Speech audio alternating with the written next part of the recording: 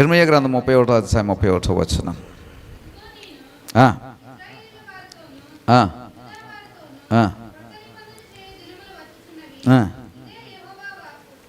అలా పట్టుకుని ఉంటారు తల్లి. వాక్యము లేదా బైబిల్ ఉన్న వారందరూ కూడా నేను చెప్పే రెఫరెన్స్లు చదవాలి ఈరోజు. ఎందుకంటే నాకే సరిగ్గా అర్థం కాలేదు, మీకు ఎలాగ అర్థం అవుతుంది. కాబట్టి నేను దేవుడు నాకు ఇచ్చినటువంటి ఆత్మ నడిపింపును బట్టి ఈరోజు వాక్యం మీకు చెప్తున్నా. కాబట్టి అంతే తీవ్రత కలిగినటువంటి ఆత్మను బట్టి మీరు ఏం చేయాలంటే వాక్యమును గమనించే ప్రయత్నం చేస్తే, పట్టుకునే ప్రయత్నం చేస్తే దేవుడు తప్పగా నీతో నాతో అందరితో మాట్లాడతాడు. ఇక్కడ క్రొత్త నిబంధన చేయు దినములు వచ్చుచున్నవి,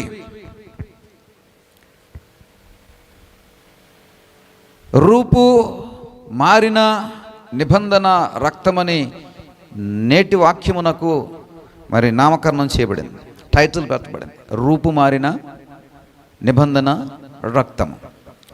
ఇక్కడ క్రొత్త నిబంధన సమయము లేదా దినములు వచ్చుచున్నవి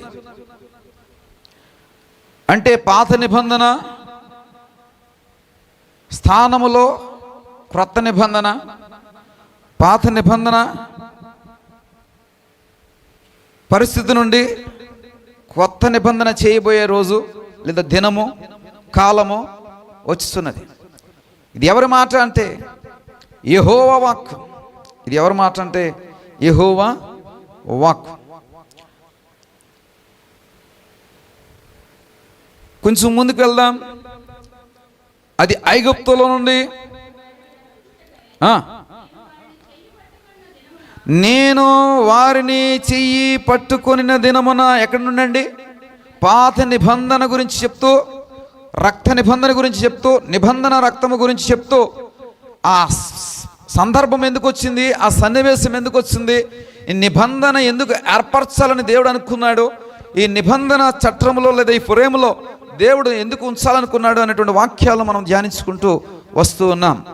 నాటి జ్ఞాపకమే మరలా ఇంకొకసారి జ్ఞాపకం చేసుకోవడానికి దేవుడు ఇక్కడ మరి వాక్యాన్ని మన కొరకు అందిస్తున్నాడు. నాటి దినం ఏంటండి? ఐగుప్తులో నుండి రప్పించబడినటువంటి దినం. నాడు రక్త నిబంధన జరిగింది.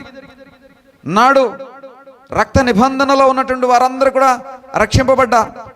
నాడు రక్త నిబంధన ద్వారా ఎవరైతే రక్షింపబడ్డారో వారు అరణ్యములో కానానుకు ప్రయాణం కట్టారు. ఎవరైతే ప్రయాణం కట్టారో వారికి నిబంధన, రక్త నిబంధన ధర్మశాస్త్ర రూపంలో ఇవ్వబడింది. అయితే ఇవ్వబడినటువంటి నిబంధన, శిలాఫలకం మీద రాయబడినటువంటి నిబంధన 40 రోజులకే వారు అతిక్రమించారు. 40 రోజులకే అతిక్రమించారు. నాడు 3,000 మంది అరణ్యంలో కూలారు. మరలా పశ్చాత్తాప స్థితిని బట్టి, మోసే అభ్యర్థనను బట్టి, విన్నపాన్ని బట్టి, వేడుకోలను బట్టి దేవుడు మనసు తిప్పుకొని మరలా వారికి తోడుగా ఉండడానికి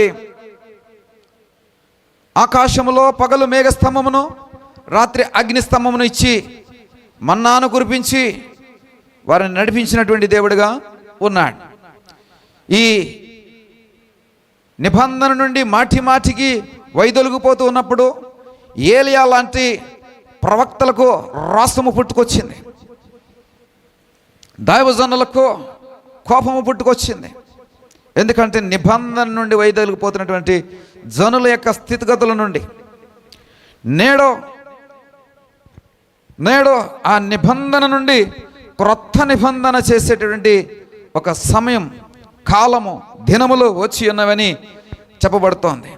నాడు ఐగుప్తు నుండి రప్పించబడినప్పుడు చేయబడిన నిబంధన ఇప్పుడు కొత్త నిబంధనగా మార్చబడే దినం ఒకటి వస్తుంది, కాలం ఒకటి వస్తోంది. వారిని చెయ్యి పట్టుకుని పెట్టుకుని దినమున వారి పితరులతో నేను చేసిన నిబంధన వంటిది.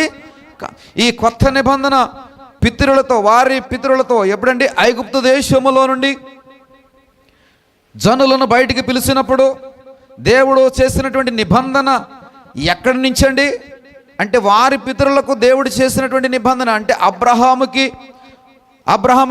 కనబరిచినటువంటి నమ్మకమైన మనసును బట్టి యాకోబు, ఇస్సాకు లాంటి వారితో దేవుడు చేసినటువంటి ప్రామిస్ను బట్టి తన తర్వాత తరాలైనటువంటి ఇజ్రాయేలీలకు ఏం చేశాడంటే నిబంధన రక్తము లేదా ధర్మశాస్త్రపు నిబంధనను దేవుడు ఇచ్చాడు. ఇప్పుడు ఇవ్వబోతున్నటువంటి నిబంధన అటువంటి నిబంధన కాదు. నేను వారి పెనిమిటి అయినను వారు ఆ నిబంధనను భంగము చేసుకుని. ఎందుకు ఇప్పుడు కొత్త నిబంధన ఎందుకు అవసరం పడింది అంటే, వారు ఆ నిబంధనను ఏం చేశారంటే భంగము చేశారు. ఆ నిబంధన వారు ఏం చేశారండి? భంగము చేశారు.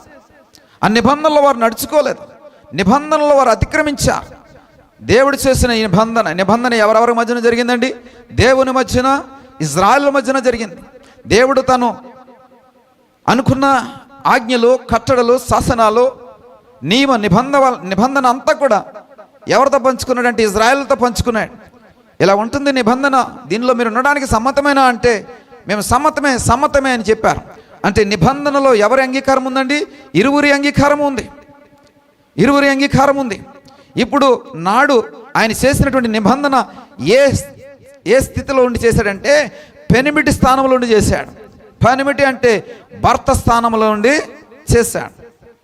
భర్త స్థానంలో ఉండి అదే చెప్తున్నాడు ఏంటంటే, వారు పెనిమిటినైనను నేను వారి పెనిమిటినైనను అంటే నేను ఈయన ఏమని పోల్చుకుంటున్నాడండి? వారికి పెనిమిటిగా పోల్చుకుంటున్నాడు, అంటే భర్తగా పోల్చుకుంటున్నాడు. ఇక్కడ భర్తగా పోల్చుకుంటున్నటువంటి యెహోవా యొక్క వాక్కు నేడు కొత్త నిబంధన ఇవ్వడానికి, అంటే భర్త స్థానంలో ఉన్నటువంటి దేవుడు ఏం చెప్తున్నాడంటే, నేను కొత్త నిబంధన ఇవ్వబోతున్నాను. ఎందుకంటే వధువుగా ఉన్నటువంటి ఇజ్రాయేల్ సంఘము, ఇజ్రాయేలీలు ఏం చేశారంటే నిబంధనను భంగం చేశారు. కాబట్టి భంగము చేయబడినటువంటి నిబంధనకు మరి కొత్త నిబంధన ఒకటి రూపొందించబడవలసిన అవసరం ఉంది. ఇప్పుడు ఈ కొత్త నిబంధనలో పాత నిబంధనలను తీరుతిన్నులు కనబడవు. పాత నిబంధనలు ఉన్నటువంటి సంగతులు ఇక్కడ మళ్ళా ప్రస్తావనలకు రావు. ఏమంటున్నాడంటే, మునుపటి పాత నిబంధన మాదిరి ఈ నిబంధన ఉండదు, నేను చేసిన నిబంధన వంటిది కాదు. ఇప్పుడు పెనిమిటి స్థానంలో ఉన్నటువంటి భర్త, పెనిమిటి అన్న భర్త అన్న ఒకటే, భర్త స్థానంలో ఉన్నటువంటి దేవుడు చెప్తున్నటువంటి మాట, మనము భంగం చేసాం కాబట్టి కొత్త నిబంధన, నూతన నిబంధన కావాలా.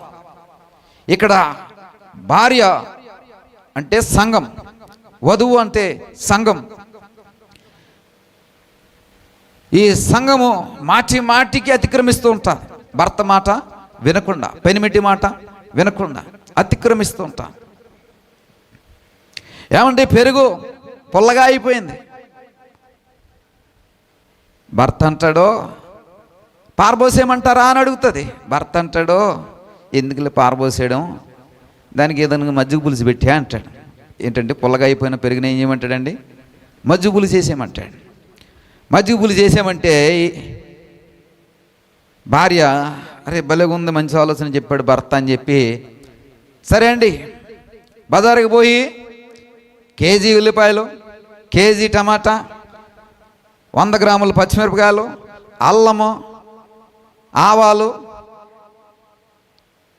వెల్లుల్లి, దానితో పాటు కేజీ నూనె, దానితో పాటు ఏంటి దానిలో వేపుకుని తింటే బాగుంటుంది, ఒడియాలు వేసుకోవాలా, ఒడియాలు పట్టరండి, ఏవి ఈ గుమ్మడికాయ వడియాలు పట్టరండి. ఏమండి దాంతోపాటు మజ్జిగలో నానబెట్టిన మిరపకాయలు పట్టరండి. ఏమండి అదొకటే ఏమి చేసి తింటామండి, మజ్జిగ పులుసుతో పాటు దాంట్లోకి ఏదన్నా నాన్ వెజ్ కర్రీ వండుకుని నంచుకుతుంటే ఇంకా బాగుంటుంది, కాబట్టి ఒక కేజీ దిగిందండి అంటది. ఈడేం చేస్తాడు, మెయిన్ డోర్లోకి వెళ్ళకుండా వంటగదిలోకి వెళ్తాడు. ఏమండి వంటగదిలోకి వెళ్తున్నారు ఎందుకండి అంటది. అంటే అంటే ఈడు అంటాడు, నువ్వు చెప్పిందే నేను చేయబోతున్నాను. ఏంటది? పులిసిపోయిన పెరుగుని పారబోసా, దానికంటే ఇదే ఉత్తమం అంటాడు. దేనికని? ఇక్కడ చూస్తే ఎంత లిస్టు చెప్పబడింది. 10 రూపాయలతో అయిపోయే మజ్జిగ పులుసుకి ఎంత లిస్ట్ వచ్చిందండి? 1000 రూపాయలు ఖర్చు తగులుకుంది భర్తకి. ఏం చేస్తాడంటే అంట మొదలెడుతుంది, నువ్వే కదా చేయమంటావు, నువ్వే కదా చేయమంటావు, చేద్దామని నేను సిద్ధపడతాను, కానీ నువ్వేం చేస్తావు అంటది. ఏదో టేస్ట్గా వండుతావు, ఏదో తిందాంలే అని నేను అనుకున్నాను అంటాడు. ఈ ఉల్లంఘన, ఈ భంగపాటు అడుగడుగున జరుగుతూనే వచ్చింది, అడుగడుగున జరుగుతూనే వచ్చింది.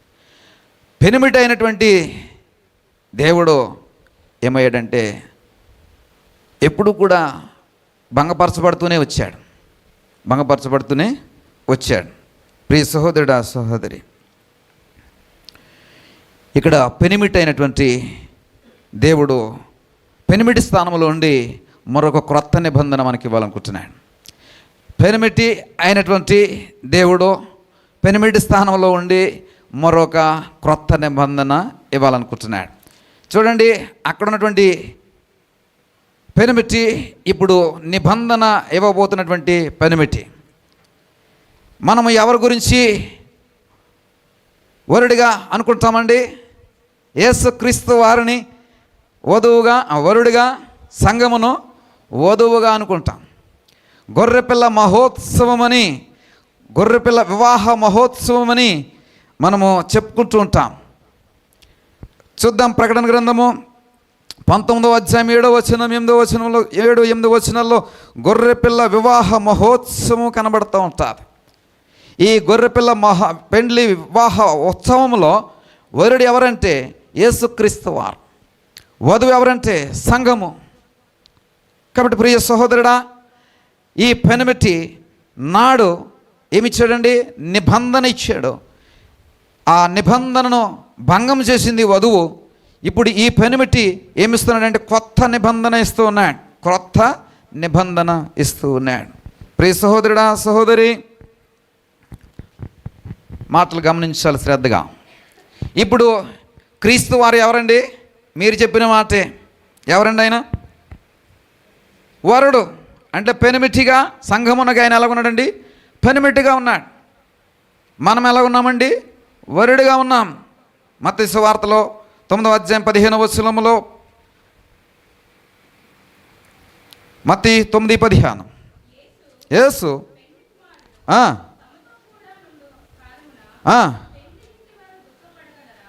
చూడండి, యేసు అంటున్నాడు ఏమిటంటే పెండ్లి కుమారుడు తన వారితో ఉన్నప్పుడు పెండ్లి ఇంటి వారు దుఃఖపడవలసినటువంటి పరిస్థితి లేదు. ఎందుకంటే పెండ్లి కుమారుడు వారితో ఉన్నాడు కాబట్టి. అంటే యేసుక్రీస్తు వారు ఇప్పుడు తనకి తాను ఎవరితో సంబోధించుకున్నాడంటే, పోల్చుకున్నాడంటే పెండ్లి కుమారుడితో పోల్చుకున్నాడు.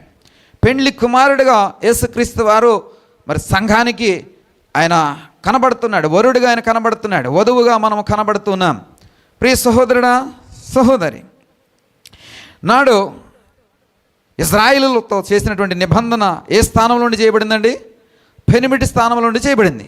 యెషయా గ్రంథము 54వ అధ్యాయం 5వ వచనంలో చూసినట్లయితే, యెషయా గ్రంథము 54వ అధ్యాయం, నిన్ను సృష్టించిన వాడో నీకు భర్త అయి ఉన్నాడో, సైన్యములకు అధిపతియగు యెహోవా ఆయనకు పేరు. చాలండి, సైన్యములకు అధిపతియగు యెహోవా అని ఆయనకు పేరు. ఇప్పుడు చూసినట్లయితే, గమనించినట్లయితే చాలా స్పష్టంగా రాయబడిన మాట ఏమిటంటే, ఏం రాయబడింది? నిన్ను సృష్టించిన వాడు నీకు ఏమై ఉన్నాడండి? నిన్ను సృష్టించిన వాడు, అండర్లైన్, ఏమై ఉన్నాడంటే నీకు భర్త అయి ఉన్నాడు. నిన్ను సృష్టించిన వాడు నీకు భర్త అయి ఉన్నాడు. ఇక్కడ ఎవరండి? పాత నిబంధనలో కనబడుతున్నటువంటి పెనిమిటి ఎవరంటే నిన్ను సృష్టించినటువంటి సృష్టికర్త. ఇది చెప్తున్నటువంటి మాట. ఆయనకి పెట్టబడిన పేరు ఏమిటంటే సైన్యములకు అధిపతియగు యెహోవా అని పేరు. ఏం పేరు పెట్టబడింది దానికి? సైన్యములకు అధిపతియగు యెహోవా అని పేరు పెట్టబడింది, అండర్లైన్. కాబట్టి ప్రియ సహోదరుడు, సహోదరి, ఇక్కడ పెనిమిటి ఎలా ఉన్నాడంటే సైన్యములకు అధిపతియగు యెహోవాగా ఉన్నాడు. రెండవది సృష్టికర్తగా ఉన్నాడు. ఇక్కడ చూసినట్లయితే కొత్త నిబంధనలు ఉన్నటువంటి పెండ్లి కుమారుడిని మనం గమనిస్తూ ఉన్నాం. ఈ పెండ్లి వివాహ మహోత్సవం అనేది సంఘముతో జరగబడే ఒక రోజు రాబోతోంది. దాని కొరకే మనం సంఘముగా సిద్ధపడుతున్నాం. సంఘముగా మనము ఎత్తబడే రోజు ఒక రోజు ఖచ్చితంగా వస్తుంది. ఆనాడు ఆయన వరుడై ఉండి మనల్ని కొనిపోవడానికి ఆయన పెండ్లి కుమారుడు మాదిరి వస్తాడు. ఇక్కడ చూడండి, పెనిమిటి అంటే భర్త. కొత్త నిబంధనలు ఎవరన్నారంటే సృష్టికర్తగా యెహోవా, సైన్యములకు అధిపతియగు యెహోవాగా కనబడుతున్నాడు. ఇక్కడ యేసుక్రీస్తు వారు సంఘమునకు ఎలా ఉన్నారండి? వరుడిగా ఉన్నాడు, పెండ్లి కొడుకుగా ఉన్నాడు, లేదా పెనిమిటిగా ఉన్నాడు. ఇప్పుడు చూడండి, ఇక్కడ ఉన్నటువంటి సైన్యములకు అధిపతి యెహోవా మీ దృష్టిలో ఎవరండి? భర్త. అదే ఆయనకి మనం ఏమంటాం? క్రీస్తు మనకి కుమారుడిగా వచ్చాడు అనుకుంటే, సైన్యములకు అధిపతి యెహోవా అంటే ఎవరండి? మన దృష్టిలో చెప్పండి. నేను మబ్బులన్నీ ఇడిపోతాయిలేండి అమ్మా. దేవుడు. ఇంకా దానికి మనం ఏమంటాం? ఈయన కుమారుడైతే ఆయన తండ్రి అంటాం కదా. అంటే ఇక్కడ కుమారుడు ఎలా ఉన్నాడంటే సంఘానికి పెనిమిటిగా ఉన్నాడు. ఇక్కడికి వచ్చేటప్పటికి తండ్రి ఎలా ఉన్నాడండి? భర్తగా లేదా పెనిమిటిగా ఉన్నాడు. ఇది సమ్మతించదగినదా? ఆమోదించదగినదా? ఒకే సంఘమునకు ఒకే స్త్రీకి ఇద్దరు పురుషులు పెనిమిటిగా ఉండడం ఆమోదయోగ్యమా? ధర్మ నియమానికి ఇది అనుకూలమా? ప్రియ సహోదరుడా, సహోదరి, అందుకనే మీ హృదయాలను ఎవరి వైపు తిప్పాలండి? గలతీయులకు రాసిన పత్రిక 4వ అధ్యాయం మన్నించండి 2వ కొరింథీ 3వ అధ్యాయం 16వ వచనం. 2వ కొరింథీ, వారి హృదయము ప్రభు వైపునకు ఎప్పుడు తిరుగునో అప్పుడు ఏమవుతుందంటే ముసుగు తీవేయబడుతుంది. ప్రియులరా, అప్పుడు వరకు మనం ఎలా ఉన్నామంట? పై వచనాలకు వెళ్దాం. 3వ అధ్యాయం 2వ కొరింథీ పై వచనాలు మనం చూసినట్లయితే 12వ వచనం నుండి, తగ్గిపోవచ్చున్న మహిమ యొక్క అంతమును ఇజ్రాయేలుల తేరు చూడకుండానట్లు మోసే తన ముఖము మీద ముసుగు. చూడండి, యేసు ప్రభువు వారి యొక్క పరిచర్య ప్రస్తావనలో మీకు చెప్పాను. ఆయన వాక్య పరిచర్య చేసిన తర్వాత, యెషయా గ్రంథం చదివిన తర్వాత, నజరేతుకు వచ్చి యెషయా గ్రంథం చదివిన తర్వాత చదివినటువంటి ఆ ప్రతిని చుట్టి పరిచారకులకు ఇచ్చేసి, తర్వాత ఆయన వచ్చి సంఘంలో ఉన్నటువంటి సభ్యులతో కూర్చున్నప్పుడు ఆ సంఘ వారందరూ ఏం చేశారటండి? తేరి చూశారట. చూడండి, అప్పుడు యేసుక్రీస్తు వారిని తేరి చూడడం అంటే స్పష్టముగా చూశారని అర్థం. ఇక్కడ స్పష్టముగా చూడడానికి మోసే ఏమి చేసుకున్నాడంటండి? ముసుగు వేసుకున్నాడు. కాబట్టి ముసుగు వేసుకున్నటువంటి మోసేను జనులు చూడగలరా అండి? స్పష్టముగా చూడలేరు. ఎందుకంటే మోసే ముసుగులో ఉన్నాడు. చదువుదాం, ముందుకెళ్దాం. మేమట్లు చేయక ఇటు నిరీక్షణ గలవారమై బహుధైర్యంగా మాట్లాడుచున్నాం. చూడండి, మేము అట్లు చేయట్లేదు. ఎవరో ఈ మాట చెప్తున్నారు? పౌలు వారు చెప్తున్నారు. అంటే సేవకుడైనటువంటి పౌలు చెప్తున్న మాట ఏంటంటే, మోసే మాదిరి మేము ముసుగు వేసుకోలేదో, మీరు తేరు చూడకుండానట్లు మోసే మాదిరి మేము ముసుగు వేసుకోలేదు. నేను చెప్తా ఉన్నాను, సత్యానంద అనేటువంటి పాస్టర్ అయినటువంటి నేను చెప్తా ఉన్నాను ఏంటంటే, నేను కూడా ముసుగు వేసుకోలేదు. అపోస్తుల సేవలో ఉన్నటువంటి సత్యానంద అనేటువంటి సేవకుడు చెప్తున్న మాట ఏమిటంటే, నేను కూడా ముసుగు వేసుకోలేదు. ముసుగు వేసుకోలేనటువంటి ఈ వాక్య పరిచర్య ఎందుకు చేస్తున్నానంటే, వాక్యము మీకు తేటగా కనబడాలి. వాక్యము మీకు ఎలా కనబడాలండి? స్పష్టముగా కనబడాలి. కానీ మోసే నాడేం చేశాడండి? ముసుగు వేసుకున్నాడట. నేడు నేను అలా చేయట్లేదు. చూద్దాం. మరియు వారి మనసుల కఠినంలో ఆయన కనుక నేటి వరకునో పాత నిబంధన చదవబడినప్పుడు అది క్రీస్తునందు కొట్టివేయబడినని వారి తేటపరచబడక ఆ ముసుగునే ఇప్పటికీ కూడా పాత నిబంధన కొట్టివేయబడి ఉన్నదనేది ఎరుగక ఆ ముసుగులోనే, ఏ ముసుగులో? మోసే వేసుకున్నటువంటి ముసుగులోనే నేటి వరకు కూడా కొనసాగుతూ ఉన్నారంట. ఈ మాటలు ఈరోజు తాగిపోవు. కాబట్టి ప్రతి మాట గుర్తుపెట్టుకోండి. పోయిన వారం చెప్పాను, పాత నిబంధన అవసరమని చెప్పాను. యేసుక్రీస్తు వారు చదివిన బైబిల్లో పాత నిబంధన అని చెప్పాను. తిమోతి వెంబడించిన లేదా నేర్చుకున్నటువంటి విశ్వాసము పాత నిబంధన గ్రంథం నుండి అని చెప్పాను. ప్రియులారా, ప్రతి మాట కూడా, ప్రతి అక్షరము కూడా విలువైనదే, బంగారం లాంటి మాటలు. కాబట్టి ఎక్కడ ముగింపు వస్తుందో తెలియదు. కాబట్టి ఇదొక సీరియల్, ధారావాహికగా పోతూ ఉంది. కాబట్టి ప్రియులు గమనించి వాక్యంలో ఉండడానికి ప్రయత్నం చేయండి. ఆదివారాలు ఎక్కడికి పోమాకండి, పెళ్ళిళ్ళకి దినాలకి ఊర్లకి పోమాకండి. ఎందుకని ఒక వారము వాక్యం మిస్ అవుతే ధారావాహికలో ఎపిసోడ్ పోతే డాక్టర్ బాబుని రాధమ్మ చేసుకుందా పెళ్ళి లేదా అంటే ఏం చెప్పలేం, ఏమైందంటే ఏమీ కాలేదన్నట్టే ఉంటుంది.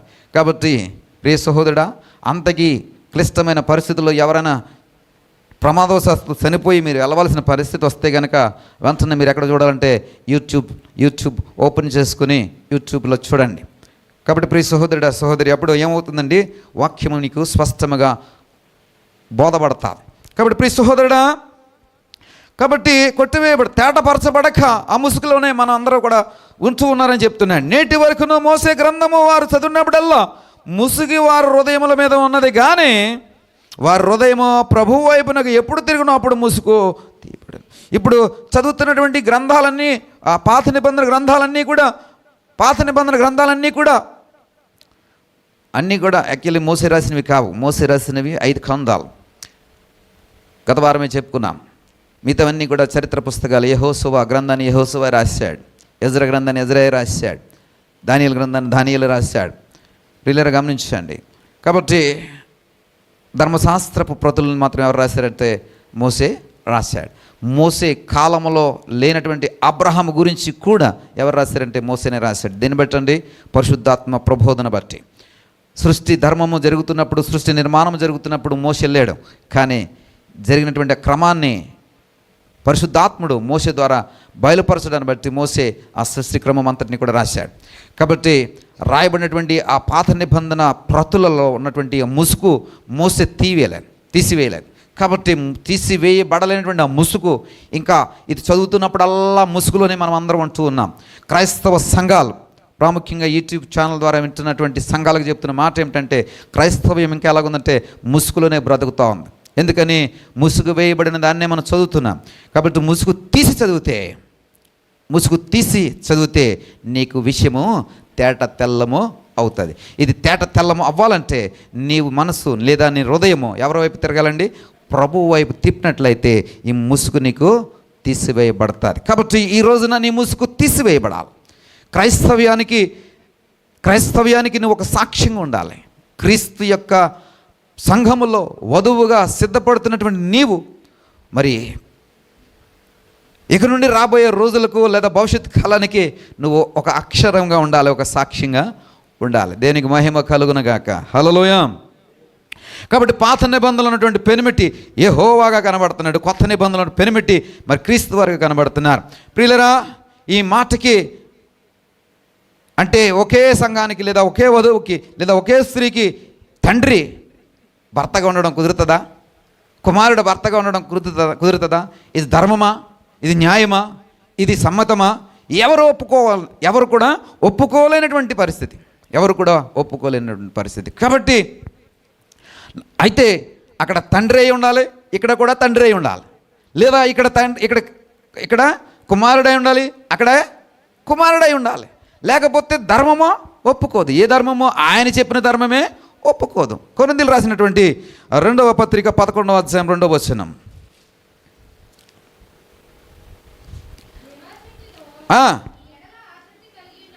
దేవాసక్తితో మీ ఎడల ఆసక్తి కలిగి ఉన్నాను.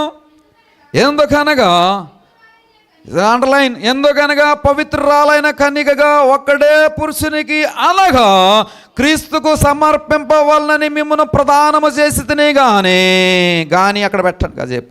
కానీ అంటే ఇంకా ఉంది. కానీ అంటే ప్రదానం చేసి తిని కానీ భోజనాలు పెట్టాము కానీ అంటే భోజనాలు పెట్టారు కానీ మీరు ఏం చేయలేదో భోజనానికి రాలేదు అని ఏదో చెప్పబోతున్నాడు. తర్వాత సంగతి అది.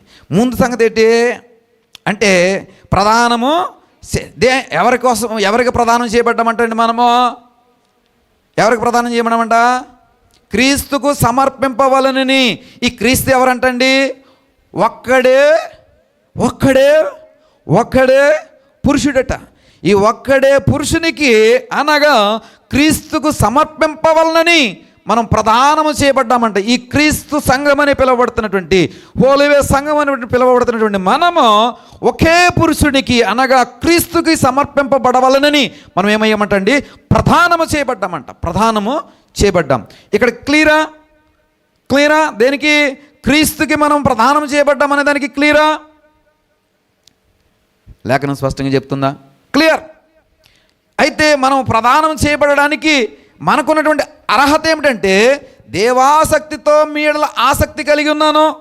పౌలు వారు చెప్తున్న మాట ఏంటంటే, దేవాసక్తితో అంటే దేవుని యందు నాకున్నటువంటి ఆసక్తిని బట్టి, మోసే లాంటి వారు వేసుకున్నటువంటి ముసుగుని సహితము నేను తీసివేసి ముసుగు లేని వాడిగా నేను దేవుని యొక్క పరిచర్య చేస్తున్నటువంటి నేను దేవుని యందు ఆసక్తిని బట్టి ఒక మాట చెప్పాలనుకుంటున్నాను. ఏమిటి ఆ మాట అంటే ఎందుకనగా పవిత్రురాలైన కన్యకగా మనమంట ఎలా ప్రదానం చేయబడ్డామంట? పవిత్రురాలైనటువంటి అంటే ద ప్యూర్, హోలీ స్పిరిట్గా మనము సంఘముగా సిద్ధపడుతూ, వధువుగా మార్చబడుతూ, మరి పవిత్రమైనటువంటి స్థితిలో ఒకే పురుషునికి అనగా క్రీస్తుకు సమర్పింపవలనని మనం ప్రదానం చేయబడ్డామంట. ఎలాగండి? పవిత్రమైనటువంటి స్థితి మనము కలిగి, ఇంకా కన్యకగా అంటే చాలా ఇంపార్టెంట్ మాటలండి ఇవన్నీ కూడా. కన్యకగా అంటే, ఈ కన్యక అంటే ఎవరండి? వేరే స్త్రీని ఎరుగినటువంటి. మరి అంటది ఏమంటదండి? ఇది ఎలా సాధ్యము? నాకు, నేను పురుషుని ఎరిగిన దానినే ఇది ఎలా నాకు సాధ్యము? నా కన్యత్వంలో నేను ఉన్నాను కదా, కన్యత్వంలో నేను ఉన్నప్పుడు ఎలాగ నేను గర్భం ధరించడం సాధ్యమవుతుంది అని అడుగుతుంది మరియా. అంటే ఏమిటంటే, కన్యత్వం అంటే వేరే పురుషుడను ఎరిగినటువంటి స్థితి ఎవరైతే కలిగి ఉంటారో వారు కన్యక. కుమారి అంటే కన్యత్వం అంటే పవిత్రమైనటువంటి స్థితిలో ఉన్నటువంటి ఆ స్త్రీ దేనికి? ఆ పరిశుద్ధాత్మ ద్వారా గర్భం దాల్చడానికి దేవుని నుండి వరం పొందుకుంది. అంటే కన్యక అంటే ఎవరంటే వేరొక పురుషుడను ఎరుగునటువంటి స్త్రీ కన్యకగా ఉంటుంది, కన్యకగా పిలువబడుతూ ఉంటుంది. ప్రియ సహోదరుడా, ఇప్పుడు సంఘం ఎలా ఉందంటండి? కన్యకగా ఉందంటే ఎలాంటి కన్యకగా? వేరే పురుషుడను ఎరిగినటువంటి కన్యకగా ఉంది.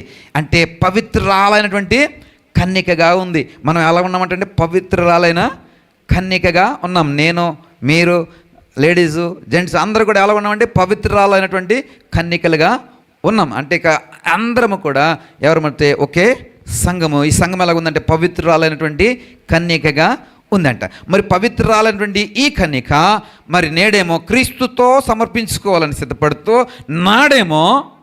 నాడేమో ఆయనతో ఇది ఈయన నా భర్త, సృష్టికర్త అయిన నా దేవుడు భర్త అని చెప్పడము సమంజసమా? ప్రశ్న మీకే. జవాబు మీరు చెప్పిన జవాబు నేను చెప్పేస్తా. సమంజసమా కాదా? సమంజసం కాదని ఒక మాట చెప్పండి చాలు. ఏమి ఇది మామూలు దీనికి ఏమి ఎల్ఎల్బీనా బిఎల్ఓ ఎల్ఎల్బి లా శాస్త్రాన్ని ఏమంటాము? ఎల్ఎల్బి కదా అంటాం. ఎంఎల్ఓ ఏం చదవనవసరం లేదు. జనరల్ కామన్ థింగ్ కదా. ఇక్కడ పవిత్రురాలైనటువంటి సంఘము, పవిత్రురాలైనటువంటి కన్యకగా పిలువబడుతున్నటువంటి సంఘము క్రీస్తుకు సమర్పించబడాలని ప్రదానం చేయబడిందంట. మరి ఈ సంఘము నాడు ఎవరికి వధువుగా ఉంది? ఎవరికండి? సృష్టికర్త అయిన యెహోవాకు ఆయన ఎలా ఉన్నాడంటే భర్తగా ఉన్నాడంట. ఆయన పేరేటండి సైన్యములకు అధిపతియగు యెహోవా అంట. ఇప్పుడు ఈ యెహోవా ఏమంటున్నాడంట, నేను నూతన నిబంధన చేయబోతున్నాను. దీనికి నా వధువుకి ఒక నూతన నిబంధన చేయబోతున్నాను. గతంలో వారి పితరులను బట్టి నేను ఒక నిబంధన చేశాను. ఆ నిబంధనను స్థానంలో కొత్త నిబంధన నేను చేయబోతున్నాను. కానీ ఈ పవిత్రాలైనటువంటి సంఘము, పవిత్రాలైనటువంటి వధువు ప్రదానం చేయబడింది. కానీ అక్కడ చదివితే కనుక సర్పము తన కుయుక్తి చేత హవ్వను మోసపరిచినట్లు మీ మనసులను చెరుపబడి క్రీస్తు ఎడలున్న సరళత నుండి పవిత్రత నుండి ఎట్లయినను తొలగిపోనేమని భయపడుచున్నాను. క్రీస్తునందు మనకు ఉన్నటువంటి సరళత, ఇంకా క్రీస్తునందు మనకున్నటువంటి ఏంటంటే పవిత్రత, అంటే మనకి సర్టిఫికేట్ చేస్తున్నారు, పౌలు వారు మనకు సర్టిఫై చేస్తున్నారు ఏంటంటే మనం క్రీస్తునందు సరళత కలిగి ఉన్నాం, అంటే చాలా ప్యూర్గా ఉన్నాం, చాలా ప్లెయిన్గా ఉన్నాం, అలాగే పవిత్రంగా ఉన్నాం, అందులో ఏ విధమైనటువంటి సందేహము లేదు. అయితే సందేహం వల్ల ఇప్పుడే ఉద్భవిస్తోంది. అసలు ఎవరు ఈ నూతన నిబంధన చేస్తున్నది? ఎవరు? పెనిమిటి స్థానంలో ఉన్నటువంటి యెహోవా చేస్తున్నాడు. కాబట్టి ఇదే యెహోవా వాక్కు అని చెప్తున్నాడు, ఇదే యెహోవా వాక్కు అని. ఎందుకని నూతన నిబంధన చేస్తున్నాడండి యెహోవా? వధువు ఏం చేసిందంటే భంగము చేసింది. అంటే పవిత్రమైనటువంటి స్థితిలో నుండి అపవిత్రమైనటువంటి స్థితిలోనికి సంఘము లేదా వధువు నడిపించబడింది. అందుకనే భంగము చేసినటువంటి నిబంధనను కొట్టివేస్తూ కొత్త నిబంధన నేను చేయబోతున్నాను. ఎవరితో? నా భార్యతో. ఏ భార్య అండి? సంఘము అనేటువంటి భార్యతో. ఈ పదాలను వాడతాను. ఏ పదాలు? భార్య, భర్త అనే పదాలు వాడుతూ ఉంటాను. మనము పెద్దగా మీరు కన్ఫ్యూజ్ అవ్వద్దు. అక్కడ వరుడు వధువు అని తీసుకోండి, వరుడు వధువు అని తీసుకోండి. ఎందుకనంటే మనకి అంత పాపులారిటీ లేదు కాబట్టి, ఏది యూట్యూబ్లో అంత పాపులారిటీ, అంత వ్యూస్ బాగా చూసేసి మనం వీడియోస్ అని తీసేసి దాన్ని ట్రోల్ చేసేసి దాన్ని కట్ చేసి ఎడిట్ చేసేటటువంటి ఆ స్థితి ప్రస్తుతానికి లేదు కాబట్టి, మన మధ్యనే వాక్యం ఉంటుంది కాబట్టి ఈ భర్త భార్య అనే పదాలని ఎక్కువ వాడడం నాకు ఈజీ ఉంటుంది, నాకు కొంచెం నోరు తిరుగుతుంది అని, అంతకనే లేదు. మీకు కూడా ఈజీగా అర్థమైపోతుంది. ఏమండి ఓకేనా? సమ్మతమే కదా? కాబట్టి అలా ప్రొసీడ్ అయిపోదాం. ఇవాళకి ఏమంటే అలా ప్రొసీడ్ అయిపోదాం. ఎవరన్నా మనకు అంత పాపులారిటీ వచ్చేసి మనం ఇంక మామూలు ఇంకా ఎంత కాదు ఓలేవే సంఘం ఆంధ్ర రాష్ట్రం అంతా మారిమోగిపోతుంది అని ట్రోల్ చేసే రోజున అప్పుడు ఎక్స్ప్లెనేషన్ ఇచ్చుకుందాంలేండి వాళ్ళకి. ఏమండి అసలు వీడియో ఇదిరా, మొత్తం చూడండిరా బాబు అని చెప్పొచ్చు. దానికి స్తోత్రం. ఇవి కూడా ఉంచలేను, ఇవాళ వింటే వాళ్ళకి అర్థమవుతుంది. అక్కడ ఇచ్చేసాం కదా ఎక్స్ప్లెనేషన్ అని వాళ్ళకి చెప్పవచ్చు. బాగున్నా అంత గొప్పలం అయిపోతే మనం ఏది ట్రోల్ చేసే స్థాయిలోకి మనం వెళ్ళిపోతే కనుక. కాబట్టి ప్రస్తుతానికి అది లేదు, అయినా భయపడిన అవసరం లేదు. అయినా కానీ మీకు నేను ఒక అండర్స్టాండింగ్ ఇవ్వాలి కాబట్టి ఈ మాట చెప్తున్నాను. కాబట్టి నాడు భర్తగా యెహోవా వాక్కు ఇదేని చెప్తున్నాడు ఇర్మీయా గ్రంథంలో. ప్రియ సహోదరుడా సహోదరి, ఈ యెహోవా ఎవరు అంటే ఇక్కడ క్రీస్తు నీకు భర్తగా ఉంటే, ఇక్కడ భర్తగా ఎవరున్నారంటే సంఘానికి ఎవరున్నారండి? యెహోవా ఉన్నాడు. ఇక్కడ అంటున్నారు పౌలు వారు చెప్పిన మాటలో ఈ మాట అండి, ఒక్కడే పురుషునికి. అంటే ఒక్కడే ఉండాలి కదా, అక్కడ ఆయన ఒకటే పురుషుడు ఉండాలి.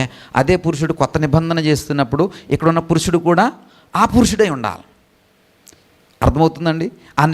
ఈ నిబంధన చేసింది వేరే ఆయన కాదు, ఆ నిబంధన చేసింది వేరే ఆయన కాదు. ఏ నిబంధన? పాత నిబంధన స్థానంలో కొత్త నిబంధన చేస్తున్నటువంటి పురుషుడే ఈ పురుషుడు. మీకు అర్థమవుతుందండి? అంటే పాత నిబంధనకి కొత్త నిబంధనకి మధ్యవర్తిగా ఉన్న పురుషుడే ఆ సంఘానికి ఈ సంఘానికి ఎలాగున్నాడండి? నాటి సంఘానికి నేటి సంఘానికి పురుషుడిగా ఉన్నాడు, అంటే వరుడుగా ఉన్నాడు లేదా భర్తగా ఉన్నాడు కదా. కాబట్టి ఒకటే పురుషుడు. కాబట్టి అక్కడున్న పురుషుడు ఇక్కడున్న పురుషుడు ఒకడే. అది ఎలా సాధ్యమో? ఇది యెహోవా వాక్కు అని చెప్పబడుతుంది కదా. అంటే యెహోవా ఎవరని తెలుసుకుంటేనే కానీ మనకి ఇది తెలియదు. యెహోవా ఎవరు అని తెలుసుకుంటేనే కానీ మనకి తెలియనటువంటి అంశం ఇది. యెహోవా ఎవరు? సృష్టికర్త, సృష్టించిన వాడు దేవునికి స్తోత్రం కలిగిన గాక. సైన్యములకు అధిపతియగు యెహోవా. బోళ్ళని పేర్లు ఉన్నాయి, చెప్పేసుకోండి, మీ ఇష్టం వచ్చిన పేర్లు చెప్పుకోండి, దేవునికి స్తోత్రం కలిగిన గాక. మీ ఏమంటారు, ఈ పేర్లు మీరు చెప్తుంటే మీ జ్ఞానం అంతా ఏమవుతుంటుందండి అమ్మా? బయటపడుతూ ఉంటారు. మోసే దేవుని యొక్క పిలుపు వచ్చిన తర్వాత వాదన జరిగిపోయింది. వాదన అంటే డిస్కషన్ అయిపోయింది. ఆ పొదల్లో మండుతున్నటువంటి పొదల్లో దేవుడు కనిపించి ఆ యొక్క అగ్ని మోసే చూసినటువంటి సందర్భం సన్నివేశం మీ అందరికీ నేను ఒకసారి వాక్యం కూడా చెప్పాను. ఆ తర్వాత మోసే అలాగ కొంచెం కన్విన్స్ చేసిన తర్వాత ఏమంటే ఎవరు ఎల్లరా అంటే ఇడేమంటే మామూలుగా మనం ఏమంటాం, నేను వెళ్ళనరా బాబు నా వాళ్ళ కాదురా అంటాడు. ఏమే ఎందుకు అది నాకు రాదరా బాబు అంటాడు. ఎందుకురా నాకు ఇంగ్లీష్ రాదరా అంటాడు. ఎల్లరా హిందీలో హిందీ కూడా రాదరా అంటాడు. ఏదే ఎందుకండి మరి ఏం వచ్చినా అంటే తెలుగు మాత్రం వచ్చి అంటాడు. ఆడికి తెలుగు రాదు, అవతలడికి ఏం రాదు, తెలుగు రాదు. కాబట్టి ఈడేమంటాడు ఆడికి తెలుగు రాదు, వీడికి హిందీ రాదు, ఇంగ్లీష్ రాదు. కాబట్టి అక్కడ ఏం జరుగుతుంది, కమ్యూనికేషను జరగదు. అదే చెప్తూ ఉంటారు చాలామంది, ఎల్లరా బాబు అంటే నేను వెళ్ళనండి బాబు అంటాడు. ఏరా అంటే నాకు తెలుగు రాదో హిందీ రాదు అంటాడు. ఆడికేమో తెలుగు రాదో. ఇక్కడికి వచ్చేటప్పుడు మోసే కూడా ఇలాగే చెప్పాడు, ఏమని నెత్తోడిని అది ఇది అని చెప్పి. సరే మొత్తం మీద దేవుడు ఏం చేశాడు, కన్విన్స్ చేశాడు. రేపు ఎల్లరా నీకు ఒక ట్రాన్స్ఫర్ ఏంటి ఏమంటారు, ట్రాన్స్ఫర్ చేసేవాడిని, ట్రాన్స్లేట్ చేసేవాడిని, ట్రాన్స్ఫర్ అంటే మళ్ళీ వేరే ట్రాన్స్లేట్ చేసేవాడిని వాడిని పెడతాను రావు నీకు. మనం చాలామంది వాక్యం చెప్పేటప్పుడు ఇంగ్లీష్లో చెప్తూ ఉంటాడు, దిస్ గాడ్ ఈజ్ అని చెప్తుంటాడు, ఈ దేవుడు అని ఇటు చెప్తుంటాడు తెలుగులో. ఇటు తెలుగు వచ్చిన దానికే ఇటు గొప్ప అయిపోవాలి. మనం చెప్పాను కదా, ఒక ఆయన చేస్తే మా పాస్టర్ గారినే నువ్వు తెలుగులో ట్రాన్స్లేట్ చేయమంటే నేను చెప్పను అన్నాడు అని చెప్పాను కదా, ఎందుకని ఇంగ్లీష్ రాదని చెప్పాను మీకు. అలాగా ఇటు తెలుగు వచ్చినప్పుడు తెలుగులో చెప్పొచ్చు కదా, అదే ఆవేశంతో చెప్పచ్చు. కొన్ని సందర్భాల్లో ఆవేశంతో చెప్పాలనుకున్నప్పుడు ఇంగ్లీష్లో ఆవేశం రాదు. ఆవేశం రానవాడు ఏం చేస్తాడు తెలిసిన వల్ల తెలుగులోనే చెప్తాడు. అన్నాడు కదా, మీరు ఎప్పుడైనా గమనించారో లేదో కానీ ఆవేశంతో చెప్పినప్పుడు లేకపోతే అంత ఆవేశం అంత ఫ్లో ఎక్కడ రాదు, ఇంగ్లీష్లో రాదు, మళ్ళీ తెలుగులో చెప్తాడు. అదేదో మొత్తం అంతా తెలుగులో ఆడొచ్చు కదా. అర్థమైందా మీకు? ఇవన్నీ కూడా మనల్ని మభ్య పెట్టడానికి, జనాల్ని మభ్య పెట్టడానికి దేవుడు చెప్తున్నాడు. అక్కడ మనం చెప్పాను శక వాక్యంలో చెప్పాను కదా, అన్య భాషలు అంటే నీకు తెలియనటువంటి భాషలు కలిగిన వారు వచ్చినప్పుడు నువ్వు అన్ని భాషల్లో మాట్లాడుతావంటే, అంటే వారి భాషల్లో ఇంగ్లీష్ వాడు వచ్చాడనుకో ఇంగ్లీష్లో మాట్లాడుతున్నావంటే అర్థం ఉంది. తమిళనాడు వాడు వచ్చాడనుకో తమిళ భాషలో మాట్లాడుతున్నావంటే అర్థం ఉంది. ఇది తెలుగు వచ్చినోళ్ళు తెలుగు, నీకు తెలుగు వచ్చి తెలుగులో మాట్లాడు. ఫ్యాషన్ అయిపోవడానికి లేకపోతే గొప్ప అయిపోవడానికి తప్ప ఇంకేముంది అందులో. అక్కడ నిజంగా తమిళన్స్ ఉన్నారు కాబట్టి తమిళ్లో చెప్పు. అక్కడ నిజంగా మరాఠీ వాళ్ళు ఉన్నారు, వారికి నీకు మరాఠీ రాదు కాబట్టి మరాఠీలో చెప్పడానికి నీకు కుదరదు కాబట్టి ఇంగ్లీష్లో చెప్పుకొని వాళ్ళకి ఏమైనా ఇంగ్లీష్లో చెప్పడానికి ఏదో యూనివర్సల్ లాంగ్వేజ్ కాబట్టి యూనివర్సల్ లాంగ్వేజ్లో చెప్పడానికి ప్రయత్నం చేయి. నువ్వు పెట్టేదేమో తెలుగు మహాసభలో, క్రైస్తవ తెలుగు మహాసభలు అంటే టైటిల్, చెప్పేదేమో ఇంగ్లీష్లో చెప్తాను, దానికి ట్రాన్స్లేటు. దేవుడు అన్నాడు ట్రాన్స్లేట్ చేస్తానికి ఒకటి పెడతాను రా బాబు ఎల్లరనైనా నీకంటే. చివరికి మొత్తం మీద చచ్చిచెడి ఒప్పుకున్నాడు మోసే. ఒప్పుకుంటే మళ్ళీ అన్నాడు, ప్రభు బాగానే ఉంది వెళ్తాను అండ్ నేను వెళ్ళి వాళ్ళకి ఎన్ని చెప్తూ ఉంటాను కదా. అప్పుడు అలా అంటారు, అసలు ఇవన్నీ నిన్ను ఇలాగ మా వద్దకు పంపించినాడు అసలు ఎవడో వాడి పేరేంటి అని అడుగుతారు. అప్పుడు నేను ఏం చెప్పాలి ప్రభు అంటే నిర్గమకాండం 3వ అధ్యాయం 13వ వచనం ఏమంటాడండి, మోసే చిత్తగించము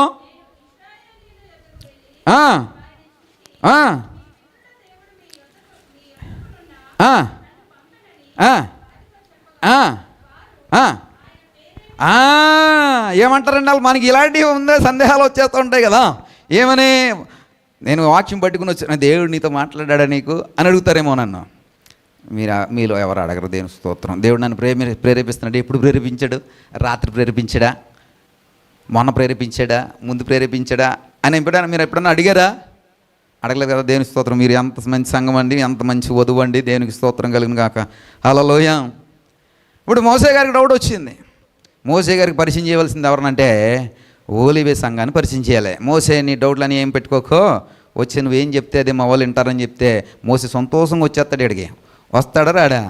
వస్తాడు. యేసుక్రీస్తు వారిని దర్శించడానికి వచ్చిన భూమి మీద రూపాంతర సమయంలో వచ్చిన మోసే రేపు లేపబడే సమయంలో మళ్ళా వాళ్ళిద్దరూ వస్తూ ఉంటారని అర్మగద్యోన్ అనేటువంటి వాక్యంలో చెప్పాను మీకు. ఆఖరి పోరాటం అనే వాక్యంలో చెప్పాను. కాబట్టి మోసే మళ్ళీ వస్తాడు. వచ్చినప్పుడు ఓలేవే సంఘం ఎలా ఉండాలా? ఒక నాటి ఇజ్రాయేల్ సంఘం కాదు ఓలేవే సంఘము. నేను ఏది చెప్పినా సరే ఓకే అనేటువంటి ఓలేవే సంఘం అని చెప్పేసి మోసే సంఘాలు గుద్దుకుంటూ వచ్చేస్తాడు భూమి మీదకి. దేని స్తోత్రం కలిగిన గాక హల్లెలూయా. కాబట్టి ఇక్కడ మోసే అంటున్నాడు ఏంటంటే, వాళ్ళు అడుగుతారు ప్రభువా ఏమని చెప్పాలి, ఏమి చేయాలి, ఆయన నిన్ను పంపిన వాని పేరేమిటని అడుగుతారు. అలా అడిగితే నేను ఏమి చెప్పవాలని ఎవరిని అడిగాడట? దేవుడిని అడిగాడట. అప్పుడు దేవుడు అంటున్నాడు, నేను ఉన్నవాడను అన్నవాడనై ఉన్నానని మోసే. ప్రియులారా గమనించండి, ద ఫస్ట్ టైం అంటే ఇప్పుడే కదా అన్నాడు ఇంగ్లీష్లో చెప్పొద్దని మళ్ళీ అలా ఇంగ్లీష్లో చెప్తున్నాను. మొదటిసారిగా దేవుడు తన యొక్క పేరును ప్రస్తావనలోకి తీసుకొస్తున్నాడు, తన యొక్క పేరును ప్రస్తావనలోకి తీసుకొస్తున్నాడు. ఇది చూడండి, అబ్రహాము కాలంలో, చూడండి ఇస్సాకు కాలంలో, చూడండి యాకోబు కాలంలో, చూడండి ఆదాము కాలంలో, చూడండి ఏ కాలంలో కూడా తన యొక్క పేరుని ఎవరు అడిగింది లేవో, ఇది నా పేరు అని ఆయన చెప్పింది లేదు. రాసినటువంటి మోసే, ఇదిగో యెహోవా ఎలా చేశాడో, అబ్రహాం ఎలా చేశాడో అని మోసే రాశాడు తప్ప, అబ్రహాము అడిగాడని నేను పలానా దేవుడిని చెప్పినటువంటి సందర్భము అబ్రహాం జీవితంలో యెహోవా ఎప్పుడు కూడా కనపరచలేదు. మొదటిసారి నీ పేరేమిటని ఒకవేళ నీ జనులు అడుగుతారు కదా, నిన్ను మా యొద్దకు పంపించిన వాని పేరేమిటని వారు అడిగితే నేను ఏమని చెప్పాలయ్యా అంతే. అప్పుడు దేవుడు చెప్తున్నాం పేరేమిటంటే, నేను ఉన్నవాడను, ఐఆమ్ ఎగ్జిస్ట్, నేను ఉన్నవాడను, అనువాడను. ప్రియ సహోదరుడా సహోదరి, ఇది హెబ్రీ భాషలో నుంచి రాయబడినటువంటి తర్జుమాను మనం తీసుకుంటే గనక, YAHWH ఒక పదము, WEH ఒక పదము. ఇది హెబ్రీ లాంగ్వేజ్. దీన్ని ఇంగ్లీష్లో తర్జుమా చేస్తే ఇంకొక స్లైడ్ ఉంటుంది చూడండి ఆయన. ఇది టెట్రాగ్రామటన్ అనేటువంటి ఒక హల్లులు హచ్చులు సిస్టంలో పద్ధతిలో ఏం చేశాడంటే, దేవుడు తను కనపరుచుకునే క్రమంలో నేను ఉన్నవాడనను చెప్తున్నాడు.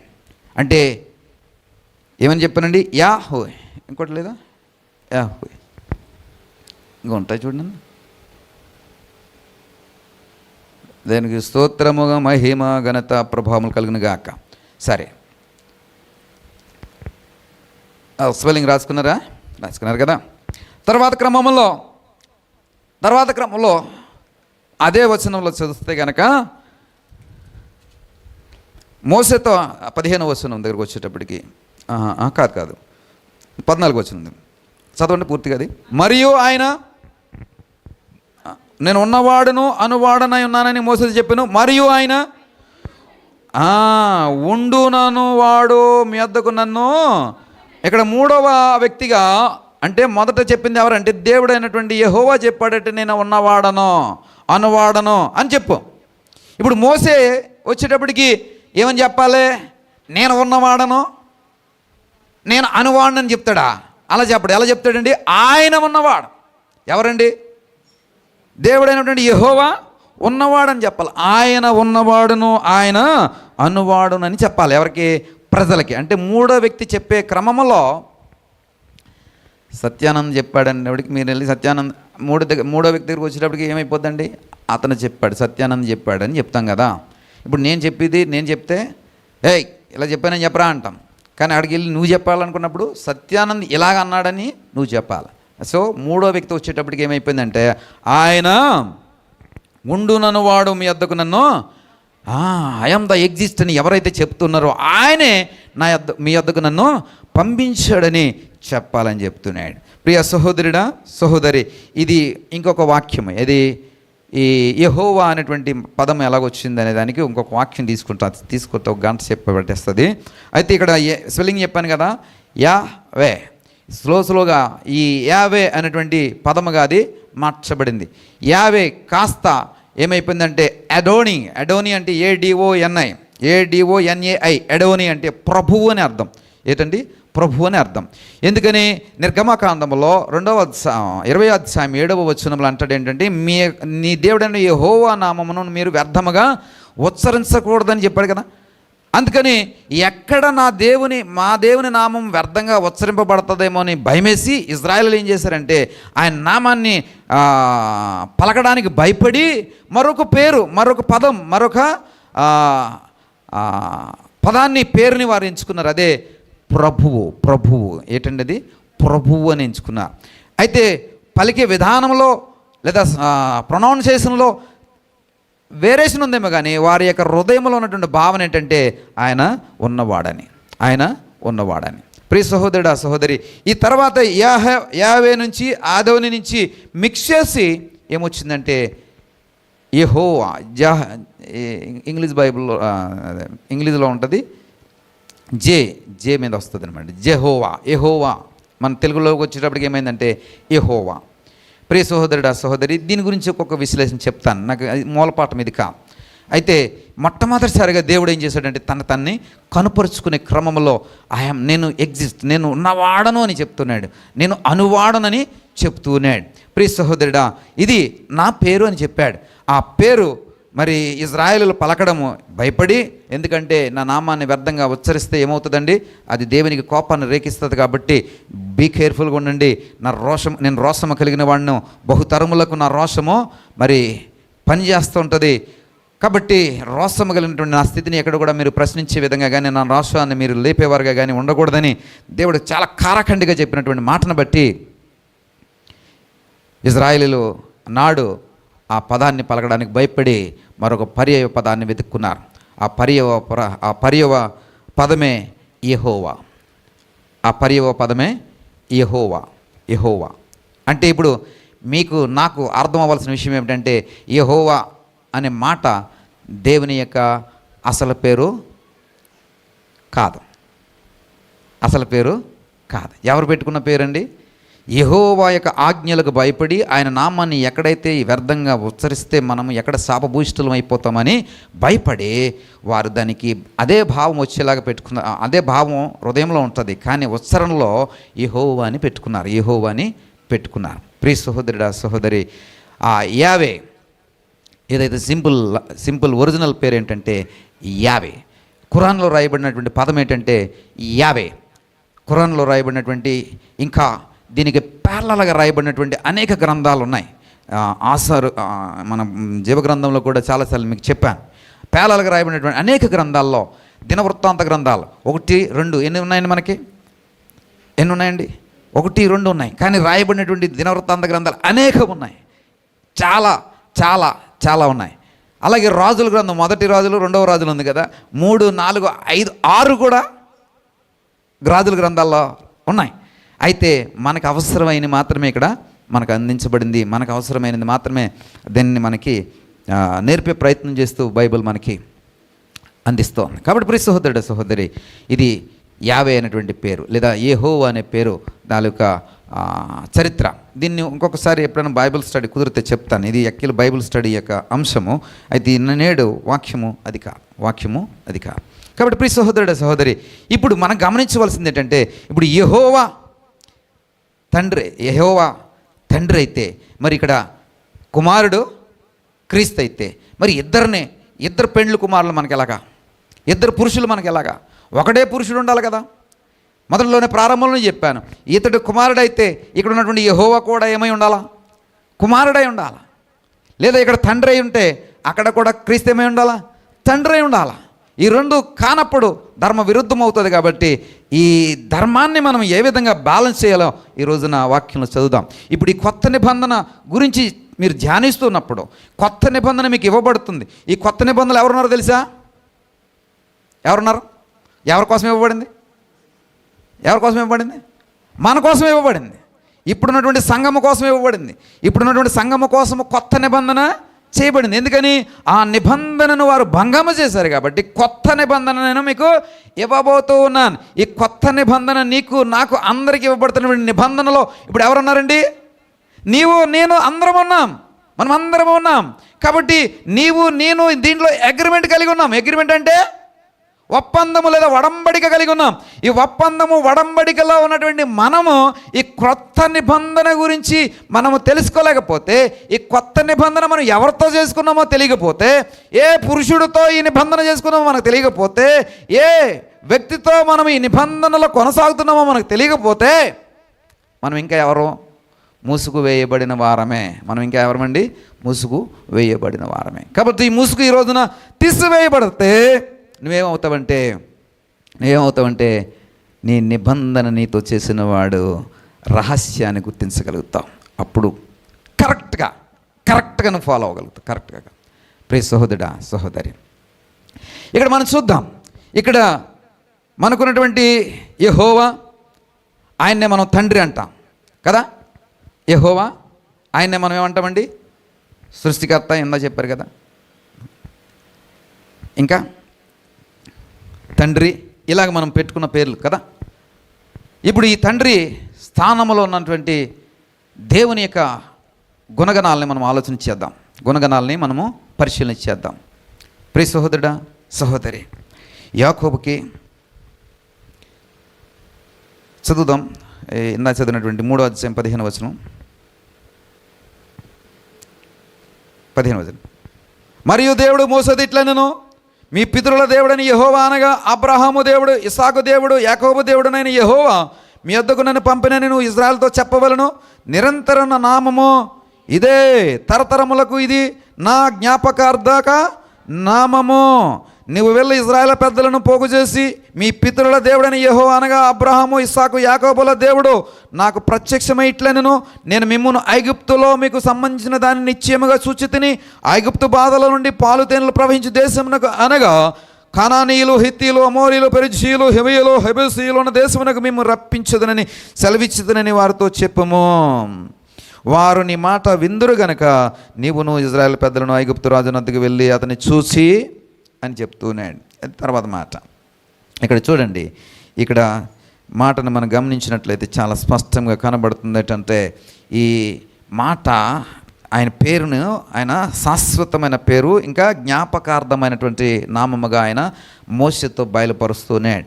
అప్పటి వరకు ఆయన ఏం చేశాడంటే సర్వశక్తివంతుడిగా మాత్రమే అబ్రహాముకు కానీ, యాకోబుకు కానీ, ఇస్సాకు కానీ, ఆ ముందున్నటువంటి వారందరికీ కూడా సర్వశక్తివంతుడిగా మాత్రమే కనపరుచుకున్నాడు. నేడు అతడి నామాన్ని, ఇది నా నామము, ఇది నా పేరు, ఇది నేను కలిగి ఉన్నాను, ఇది శాశ్వత తరముల వరకు. ఎప్పటి వరకు అండి? శాశ్వత తరముల వరకు ఈ నామాన్ని మీరు జ్ఞాపకార్థంగా ఉంచుకోవాలని మోసే ద్వారా డిక్లేర్ చేయబడుతున్నటువంటి మొట్టమొదటి సంభవము లేదా సంఘటన మనం నిర్గమకాండంలో చూస్తూ ఉన్నాం. ప్రియ సహోదరుడా, సహోదరి, మరి తండ్రి అయినటువంటి ఆయన యొక్క గుణలక్షణాలు మనం చూస్తే గనక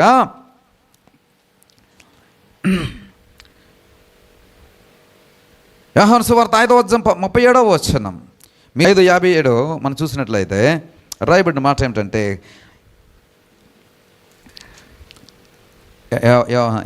యోహాన్ జాన్ ఏ కాలమందైనను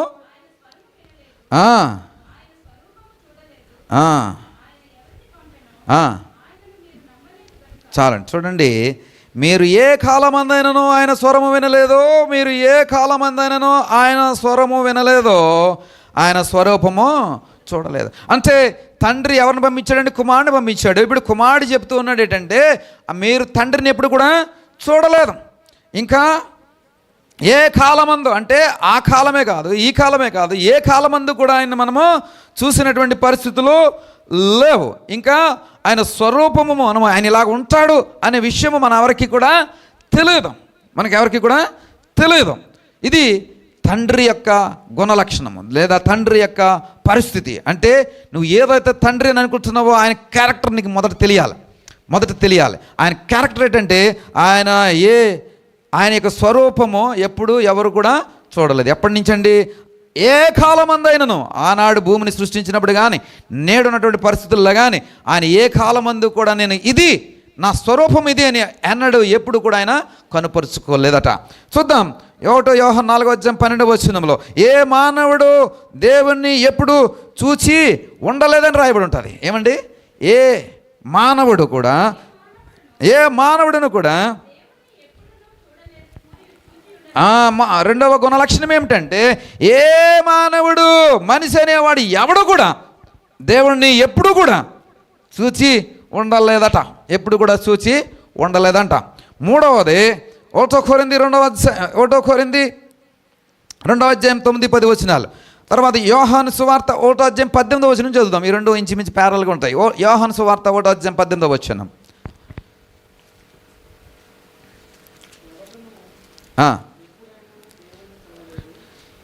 ఎవడనో ఎప్పుడైనానో దేవుని చూడలేదో తండ్రి రొమ్మును నా అద్వితీయ కుమారుడే ఆయనను బయలుపరిచాను. చూడండి, అద్వితీయ కుమారుడే ఆయన ఏం చేసేటట్టండి? బయలుపరిచాడు తప్ప. అంటే నా తండ్రి ఎలాగ ఉంటాడు, నన్ను పంపినవాడు ఎలాగ ఉంటాడు, ఆయన యొక్క ఉనికిది ఆయన కలిగి ఉన్నటువంటి స్వరూపం ఇది అని ఎవరు బయలుపరిచారంటే అద్వితీయ కుమారుడు మాత్రమే బయలుపరిచాడు. కానీ ఆయన మాత్రము ఎవడనో ఎప్పుడైనానో దేవుని చూడలేదట. తన తండ్రి రొమ్ముని ఆనుకుని ఉన్నవాడు మాత్రమే ఆయన చూసాడట. ఆయన్ని చూసాడంట, రొమ్ముని ఆనుకున్నవాడు మాత్రమే. ప్రియ సహోదరుడా, ఇప్పుడు చెప్పండి, ఎప్పుడైనాను ఎన్నడైనాను ఎవడైనాను చూడలేదనేటువంటి తండ్రి యొక్క స్థితి ఇది నేను చెప్పట్లా, బైబిల్ చెప్తాను. మరి చూసినట్లయితే ఇందాక చెప్పినటువంటి పరిస్థితులలో యెహోవా మోషేతో మాట్లాడుతున్నటువంటి సందర్భాన్ని మనం చూసాం. మోషే డైరెక్ట్గా అడుగుతూ ఉన్నాడు. మోషే ఏమని? ప్రభువా, నిన్ను పంపించిన వారు ఎవడో అని వారు అడిగితే నేను ఏమని చెప్పాలి, ఏ పేరు వారికి చెప్పాలి అని మోషే అడుగుతూ ఉన్నాడు. అంటే ఏ మనుషుడు ఎన్నడూ ఎప్పుడు కూడా చూడలేదు ఆనాటి నుండి ఈనాటి వరకు అని చెప్పబడుతున్నటువంటి లేఖనాల బట్టి మోసే చూసినట్ట చూడలేనట్ట? చూశాడా? చూడలేనట్టయితే మరి మోసేతో మాట్లాడేవాడు ఎవరు? అసలు తండ్రితో మాట్లాడినటువంటి అనుభవం మోసేకుందా? మోసే పొదలో చూసినది ఎవరిని అని ఒక వాక్యం చెప్పాను. మోసే పొదలో చూసినటువంటి వ్యక్తి ఎవరు, దూత ఎవరు అనే వాక్యం చెప్పాను. నాడు ఆ వాక్యములో క్రీస్తు గురించినటువంటి ప్రస్తావన తీసుకొచ్చాను. క్రీస్తు గురించినటువంటి సాక్ష్యాన్ని హెబ్రీయుల పత్రికలో పౌలు వారు ప్రస్తావించినటువంటి సాక్ష్యాన్ని నేను చెప్పడం జరిగింది. ప్రియులరా, చూడండి, ఇక్కడ చాలా ప్రాముఖ్యమైన ఒక మాట చెప్పి తండ్రి యొక్క గుణ లక్షణాలని నిర్ధారణ చేస్తాను. 1 తిమోతి 16వ వచనం, పాస్టర్ గారి పాట.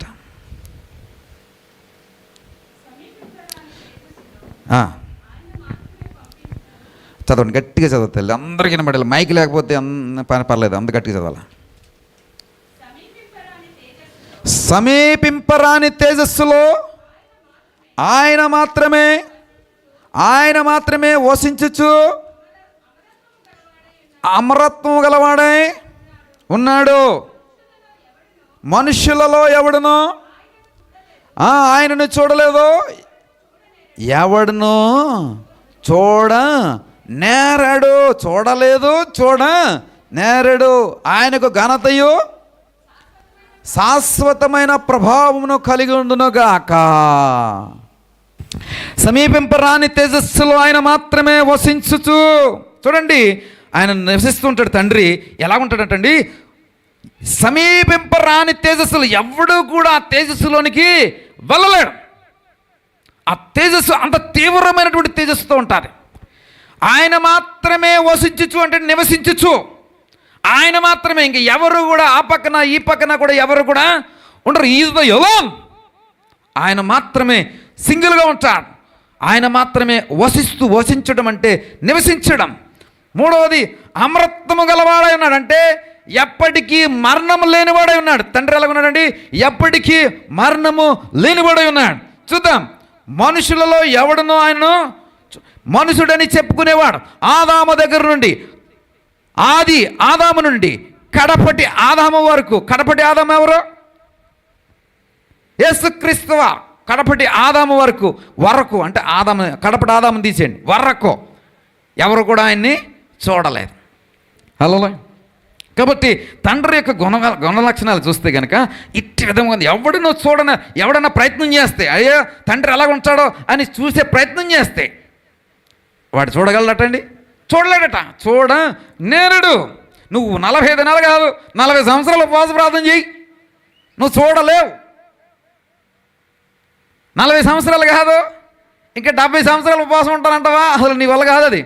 ఒకవేళ బై మిస్టేక్ ఏదో హిమాలయాలకు పోయి తపస్సు చేసేసి గడ్డాల్లో మీసాలు పెంచేసి పుట్టలు ఈ పక్కన పక్కన పుట్టలు వచ్చేసి పాము పుట్టలు ఇలాగ వచ్చేసి అలాగ ప్రభు కనబడి అన్నా కానీ నేరం. ఆయనకు ఘనతయు శాశ్వతమైన ప్రభావమును కలిగి ఉండునుగాక. ఆయనకి ఏముంటుందటండి? ఎప్పుడు కూడా ఆ సమీపింపరాని తేజస్సులో ఆయనకి ఎప్పుడు కూడా ఘనత ఉంటుందంట. శాశ్వతమైన ప్రభావం అంటే, ఆ ప్రభావము ఎప్పటికీ అంటే చుట్టూ ఒక ప్రభావం అంటే మనం చూడండి, కొన్ని ఇంట్లోకి ఏం చేస్తారు, కరెంటు దీంతో సెక్యూరిటీ చేస్తుంటారు. అంటే పవర్ సప్లై చేయాలి. ఎవడన్నా పొరపాటున ఎక్కుదామని చూస్తే ఏమవుతుంది, తీగలు షాక్ కొట్టేస్తాయి. అలాగే ఎప్పుడు కూడా ఆయన చుట్టూ ఏముంటుందంటే ప్రభావం ఉంటుంది. మొన్న మధ్యన ఇక్కడ సతీష్ బ్రదర్ వాళ్ళ ఇంటికి తీసుకెళ్లారు, ఒక ఫామ్ హౌస్ చూపించారు. అది కొనడానికి ఫామ్ హౌస్ తీసుకుంటారు బ్రదర్ అని చెప్తే సరే చూద్దామని చెప్పి వెళ్ళాం. దేవుడు కృప చూపిస్తే చూద్దాంలే అన్నట్టుకు వెళ్ళాం. ఆ చుట్టూ మంచి రెడీమేడ్గా ఫామ్ హౌస్ ఉంది. ఆ ఫామ్ హౌస్ చుట్టూ ఏం చేశారంటే చుట్టూ పవర్ లైన్స్తోని పెట్టేశారు. అదేంటంటే అది నిరంతరం పనిచేస్తుంటుంది. ఎవడైనా పొరపాటున వచ్చి ముట్టుకుని దాన్ని గోడ దూకి వెళ్ళి ఫామ్ హౌస్లో దొంగతనం చేద్దామంటే కుదరదు. ఎందుకని ఆ ప్రభావం చుట్టూ ఎప్పుడు పనిచేస్తుంటుంది. అలాగే తండ్రి అయినటువంటి దేవుని చుట్టూ ఏమవుతుంది, ఎప్పుడు కూడా ప్రభావం పనిచేస్తూ ఉంటుంది. కాబట్టి ఎవడైనా చూద్దాం, దొంగసోటుగా చూద్దాం, ఎదురుగెళ్ళి చూద్దాం, సైడ్ నుంచి చూద్దాం, వెనక నుంచి చూద్దాం అంటే కుదురుతుందండి? కుదరదు. ఎందుకంటే చుట్టూ ఎప్పుడు కూడా ప్రభావంతో, అది నిత్యం ఉండే ప్రభావంతో ఉంటాను. కాబట్టి ప్రియ సహోదరుడు సహోదరి, ఇది తండ్రి యొక్క గుణం, తండ్రి యొక్క గుణ లక్షణం, లేదా తండ్రికి ఉండేటువంటి క్యారెక్టరైజేషన్. అయితే దీన్ని ఎవరు చూశారంట? యోహాను సువార్త 6:47 దేవుని యొద్ద నుండి వచ్చేవాడు తప్ప ఎవరు కూడా చూడలేదంట. 6:47 యోహాను సువార్త. చదవండి అమ్మా. ఏమ్మా ఇది క్లియర్ కదా? ఆయన యొద్ద నుండి ఎవరండి? ఈయన ఆయన రొమ్ముని ఆనుకున్నవాడు మాత్రమే ఆ తేజస్సును చూశాడు, లేదా తండ్రిని చూశాడు. ఆయన తప్ప మరి ఎవ్వరును చూడలేదంట. మరి ఏంటి ఇతను ఇలాగ అంటున్నాడు? నిర్గమకాండము 33:11 చూసినట్లయితే మరి ఏంటి ఇతను ఇలాగ అంటున్నాడు? ఏమంటున్నాడు? 33:11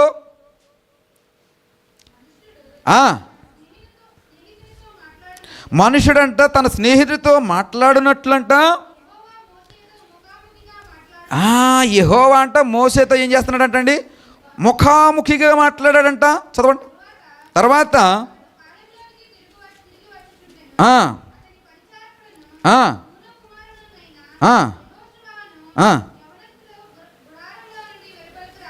చాలండి ప్రియులారా, గమనించండి. అక్కడ ఏంటంటే మనుషుడితో మాట్లాడినట్టుగా యెహోవా ఎవరితో మాట్లాడుతున్నాడండి? మోసేతో మాట్లాడుతున్నాడండి. ఆ యొక్క సన్నివేశాన్ని చూస్తే ఎలా ఉందంటండి, ముఖాముఖి అంటే ముఖాముఖిగా మాట్లాడాడట.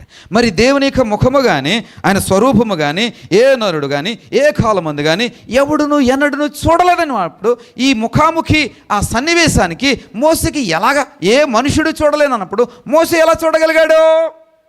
అంటే మోసే చూసినది తండ్రిని కాదా? మరి యెహోవా ఎవరు? మరి తండ్రి ఎవరు? చూద్దాం. మరొక రిఫరెన్స్ మీకు చూపిస్తాను. ఆదికాండము 18:20 ఆదికాండము 18:20 వాక్యం బాగుందా అంటే ఎవరు మాట్లాడతలేదు, వదిలేస్తే బాగుంటుంది అంటారేమో. బాగుందా అంటే కొంచెం చెప్దామని, బాగాలేదంటే వదిలేద్దామని, భోజనాలు పెట్టేద్దాం. ఏది ప్రభు వల్ల దేని స్తోత్రం. చదవండి, చదువు తల్లి.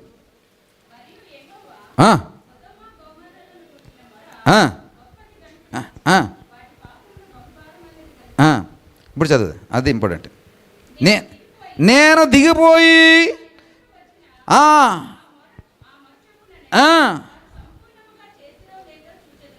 చూడండి అన్నాడు దేవుడు అయినటువంటి యెహోవా అంటున్నాడు, నేను దిగిపోయి నా యొద్దకు వచ్చిన అంటే దిగిపోయి ఇందాక చెప్పినటువంటి దేవుని యొక్క గుణలక్షణాల్లో ఆయన తేజస్సు, ప్రభావము, శాశ్వతమైనటువంటి ఆ శక్తిని కలిగినటువంటి దేవుడు అంటున్నాడు. ఇక్కడ నేను దిగిపోయి అంటే మనుషుల దగ్గరకు నేను దిగిపోయి, నా దగ్గరకు వచ్చిన మరణ బట్టి నేను దిగిపోయి అంటే జనుల మధ్యకు వెళ్తాను అనేటువంటి ఆ సన్నివేశాన్ని మనం చూస్తూ ఉన్నాం. 33వ అదే అధ్యాయంలో చివరి మాట, యెహోవా అబ్రాహాముతో మాట్లాడు చాలించి వెళ్ళిపోయిన తర్వాత యెహోవా అబ్రాహాముతో మాట్లాడుట చాలించి వెళ్ళిపోయాను, అబ్రాహాము తన ఇంటికి తిరిగి వెళ్ళాను. అబ్రాహాం తన ఇంటికి తిరిగి వెళ్ళాడంట. యెహోవా ఎవరితో మాట్లాడాడంట? అబ్రాహాంతో మాట్లాడాడంట. నిజానికి అబ్రాహాము దేవునితో మాట్లాడంటే, తండ్రితో మాట్లాడుంటే అబ్రాహాం ఏమైపోయి ఉండాలా? ఏనాడు ఎప్పుడు చూడలేనటువంటి ఆ స్థితిని బట్టి, ఆ తేజస్సుని బట్టి, ప్రభావం బట్టి అబ్రహాం బూడిదైపోయి ఉండాలి, బూడిదైపోయి ఉండాలి. కానీ అబ్రహాం ఎక్కడికి వెళ్ళాడంటే తిన్నగా ఇంటికి వెళ్ళాడంట. అంటే ఆ తేజస్సుతో ఉన్నటువంటి తండ్రిని కాదు, అబ్రహాంని ఎవరినో మరొకరిని చూశాడు. అదే నేను అబ్రహాముతో ఉన్నవాడను, అబ్రహాం కంటే కూడా ముందున్నవాడనని ఎవరు చెప్పారో తెలుసా? ప్రభు అయినటువంటి యేసుక్రీస్తు వారు అంటారు, నేను అబ్రహాము కంటే కూడా ముందున్నవాడను అంటాడు. ప్రియ సోదరుడా, ఆ మాట చూద్దాం, ముందుకెళ్ళి కొద్ది చూద్దాం. ఇంకా సంఖ్యాకాండం 12:8 చూస్తే, సంఖ్యాకాండం 12:8 చూస్తే, 12:8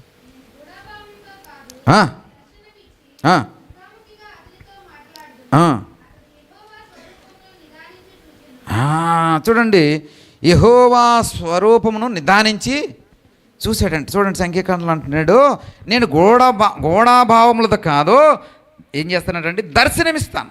రెండోది ఏం చేస్తానంటండి, ముఖాముఖిగా మాట్లాడతాను. నా తర్వాత ఏంటండి, స్వరూపమును కూడా చూపిస్తాను. ఇది తండ్రి యొక్క గుణలక్షణాలు ఏమైనా కనబడుతున్నాయండి? ఈ తండ్రి ఏదైతే తేజస్సుతో సమీపింపరాని తేజస్సులో ఆయన ఎప్పుడూ కూడా నిత్య నివాసి అయినటువంటి తండ్రిగా ఉన్నటువంటి దేవుడో, ఇప్పుడు ముఖాముఖిగా మాట్లాడమే కాదు, స్వరూపమును కూడా కనపరుచుకుంటున్నాడంట. ఇంకా ఏంటంటే దర్శనమిస్తూ ఉన్నాడంట. గోడభావాలతో కాదు, చాలా స్పష్టమైన అర్థమైనటువంటి లాంగ్వేజ్లోనే మాట్లాడతానంటున్నాడంట. చూడండి, అంటే అలా మాట్లాడితే మరి మోసే ఉంటాడా? ఉండడు. మోసే ఖాళీ బూడిదైపోతాడు. ఎందుకంటే ఆయన యొక్క గుణం ఏమిటంటే సమీపింపరాని తేజస్సులో ఎన్నడూనూ ఎప్పుడునూ చూడనటువంటి స్వరూపమైన, మనుషుడనేవాడు చూడనటువంటి స్వరూపం. అది మనుషుడనేవాడు ఎప్పుడు, ఆ కాలమందే కాదు ఏ కాలమందు కూడా ఆయన యొక్క స్వరూపమును చూసినటువంటి దాఖలాలు లేవు. అలాంటిది మోసేకి స్వరూపాన్ని చూపించాడు. అంటే ఆ తండ్రి వేరు, కనబడినటువంటి వ్యక్తి వేరు. ఆ తండ్రి వేరు, కనబడినటువంటి వ్యక్తి వేరు. ప్రియ సహోదరుడా, సహోదరి, మరొక ఎగ్జాంపుల్ మీకు చెప్తా. ద్వితీయోపదేశకాండం 34:12 యెహోవాను ముఖాముఖిగా ఎరుగునటువంటి మోసే అనేటువంటి ఆ సన్నివేశాన్ని అక్కడ మనం చూద్దాం. చూడండి, మోసే అంట యెహోవానంట ఎలా ఎరిగి ఉన్నాడటండి, ముఖాముఖిగా ఎరిగి ఉన్నాడంట. తండ్రితో ఎవరు కూడా ముఖాముఖిగా మనుషుడనేవాడు ఎరిగి ఉండుట అసంభవం, అసాధ్యము. అలాంటిది మోసే ముఖాముఖిగా యెహోవాను ఎరిగి ఉన్నాడు. అంటే అర్థం ఏమిటంటే ఆ తేజస్సులో ఉండేటువంటి తండ్రి కాదు, మోసే చూస్తున్నది మరి మరొక వ్యక్తిని. మరొక మాట చూద్దాం. అహరోను మిర్యాములతో మాట్లాడినటువంటి సన్నివేశాన్ని సంఖ్యాకాండం 12:5 యెహోవా మేఘస్తంభంలో దిగి ప్రత్యక్ష గుడారములో నిలిచి అహరోను మిర్యాములను పిలిచెను. అహరోను మిర్యాములతో మాట్లాడినటువంటి యెహోవా మనకు అక్కడ కనబడుతున్నాడు. మోసే అంటే పరమభక్తుడు, ప్రవక్త అనుకోవచ్చు. కానీ తిరస్కార స్వభావం కలిగిన వారు, వ్యతిరేక స్వభావం కలిగినటువంటి అహరోను మిర్యాములతో కూడా ఎవరు పిలిచారటండి, యెహోవా గుడారం యొద్ద నిలిచి ప్రత్యక్షమయ్యి, రండి కమాన్, అహరోను, మిరియం, ఏంటి మీరు మోసే మీద చేస్తుంది ఏంటి, ఇది కరెక్ట్ కాదు కదా, మీ అన్నతో ఇలా చేయొచ్చా మీరు అని పిలిచి ఎవరితో మాట్లాడాడట, అహరోను మిర్యాములతో ముఖాముఖిగా మాట్లాడాడంట. దేనికి స్తోత్రం కలుగాక. అంటే అదే తేజస్సుతో ఉన్నటువంటి తండ్రి వచ్చి మిరియాము అహరోనుతో మాట్లాడి ఉండుంటే ఈ వాక్యాలన్నీ ఉండేవా? ఏ వాక్యాలు? సమీపింపరాని తేజస్సులో వసించుచున్నటువంటి తండ్రి గురించినటువంటి వాక్యము రాయబడేది కానే కాదు. మరి దీనికి ముగింపు ఒక మాట చెప్పాలని ఆశపడుతున్నాను. ఏంటో మాట అంటే మీకా గ్రంథం 5:2 మీకా గ్రంథము 5 బెత్లెహేము ఎఫ్రాతా యోదావారి కుటుంబములో నువ్వు స్వల్ప గ్రామమైనను నా కొరకు ఇజ్రాయేలులను ఏలబోవాడు నీలో నుండి వచ్చును. చదవండి, ఇది చాలా ఇంపార్టెంట్. ఏంటంటే పురాతన కాలము మొదలుకొని శాశ్వత కాలము ఇక్కడ మీకు చాలా స్పష్టత దేవుడిస్తూ ఉన్నాడు. ఏమిటి ఆ స్పష్టత అంటే, పురాతన కాలము నుండి శాశ్వత కాలం వరకు ప్రత్యక్షమవుతున్నవాడు ఎక్కడి నుంచి వస్తాడటండి? మీలో నుండి వస్తాడు. మీలో నుండి రాబోతున్నాడు, మీలో నుండి పుట్టబోతున్నాడు. అతడు ఏమయ్యాడంటే, పురాతన కాలం నుండి శాశ్వత కాలం వరకు అతడే ప్రత్యక్ష పరుచుకుంటూ ఉన్నాడు. కాబట్టి మీలో నుండి వచ్చువాడు పురాతన కాలము నుండి ఉన్నవాడని అర్థం. పురాతన కాలం నుండి ప్రత్యక్ష పరుచుకుంటున్నవాడని అర్థం.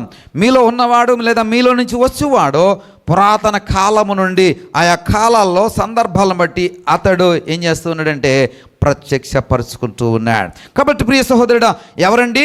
మీలో నుంచి వచ్చిన వాడే ఏమవుతున్నాడండి? ప్రత్యక్షపరుచుకుంటూ ఉన్నాడు. కాబట్టి ఎవరండి మీలో నుంచి వచ్చినవాడు? ఎఫ్రతా, బెత్లెహేమ, ఎఫ్రతా, యోదా వారి కుటుంబంలో స్వల్పమైన దానా, నీలో నుండి వచ్చేవాడు ఎవరండి? ఆయన ప్రవచించినటువంటి ప్రవచనం ఇది, క్రీస్తు వారి గురించినటువంటి ప్రవచనం. కాబట్టి క్రీస్తు వారే పురాతన కాలం నుండి శాశ్వత కాలం వరకు ఆయన ప్రత్యక్షపరుచుకుంటున్నారు. ఏమే ఆదికాండము 19:24 ఇప్పుడేగా చదివించారండి, ముందేదో అనుకుంటున్నారు చాలామంది. అక్కడికి వచ్చేద్దాం మళ్ళా. మరి చదివేసిందే. ఒక్క నిమిషం ఉంటారు, నేను కూడా వచ్చేయాలి అక్కడికి, లేకపోతే నేను మీకు చెప్పేంత జ్ఞానం నాకు లేదు. చదవండి ఇప్పుడు. సోదోమ మీదను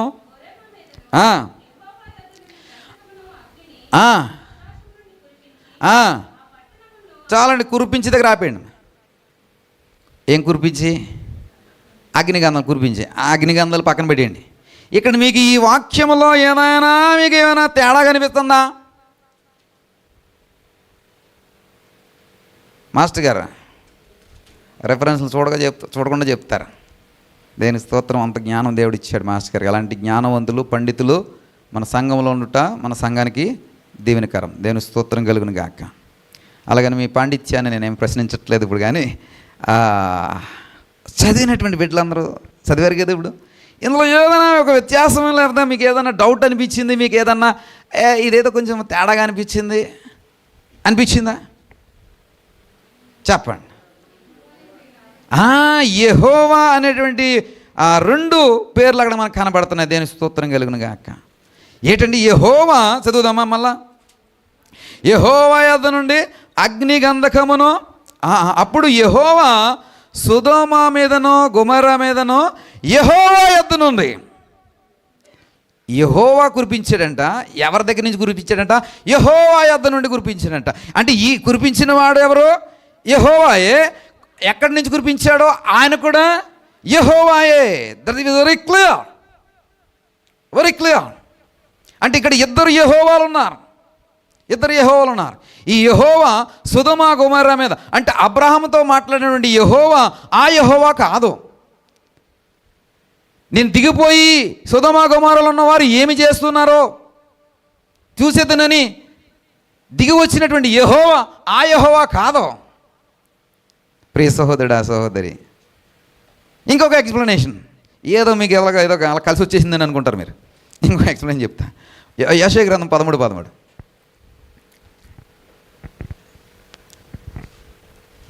యెషయా గ్రంథము 13:13.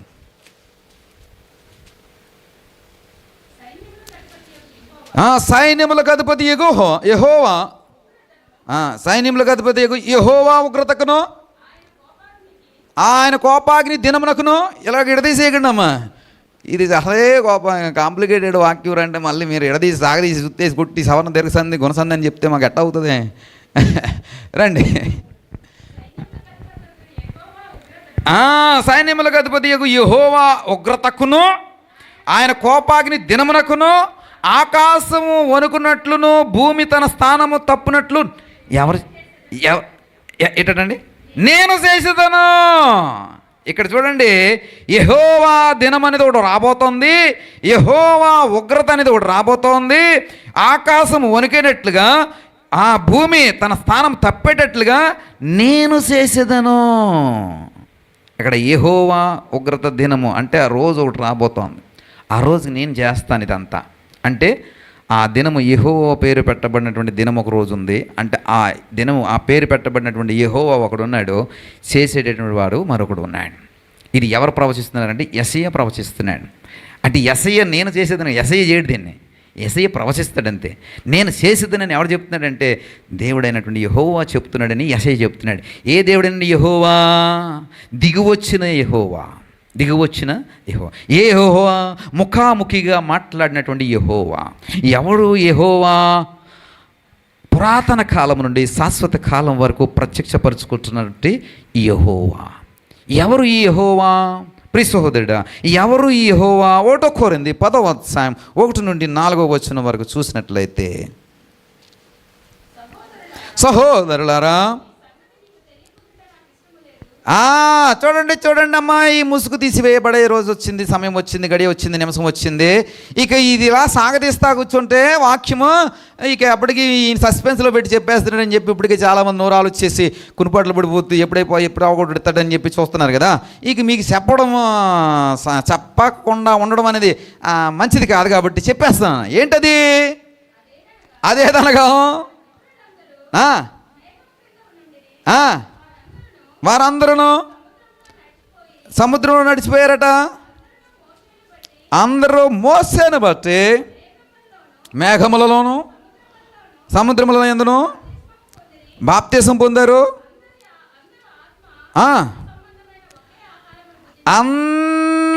అందరూ ఒకే ఆత్మ సంబంధమైన ఆహారము భుజించిరి.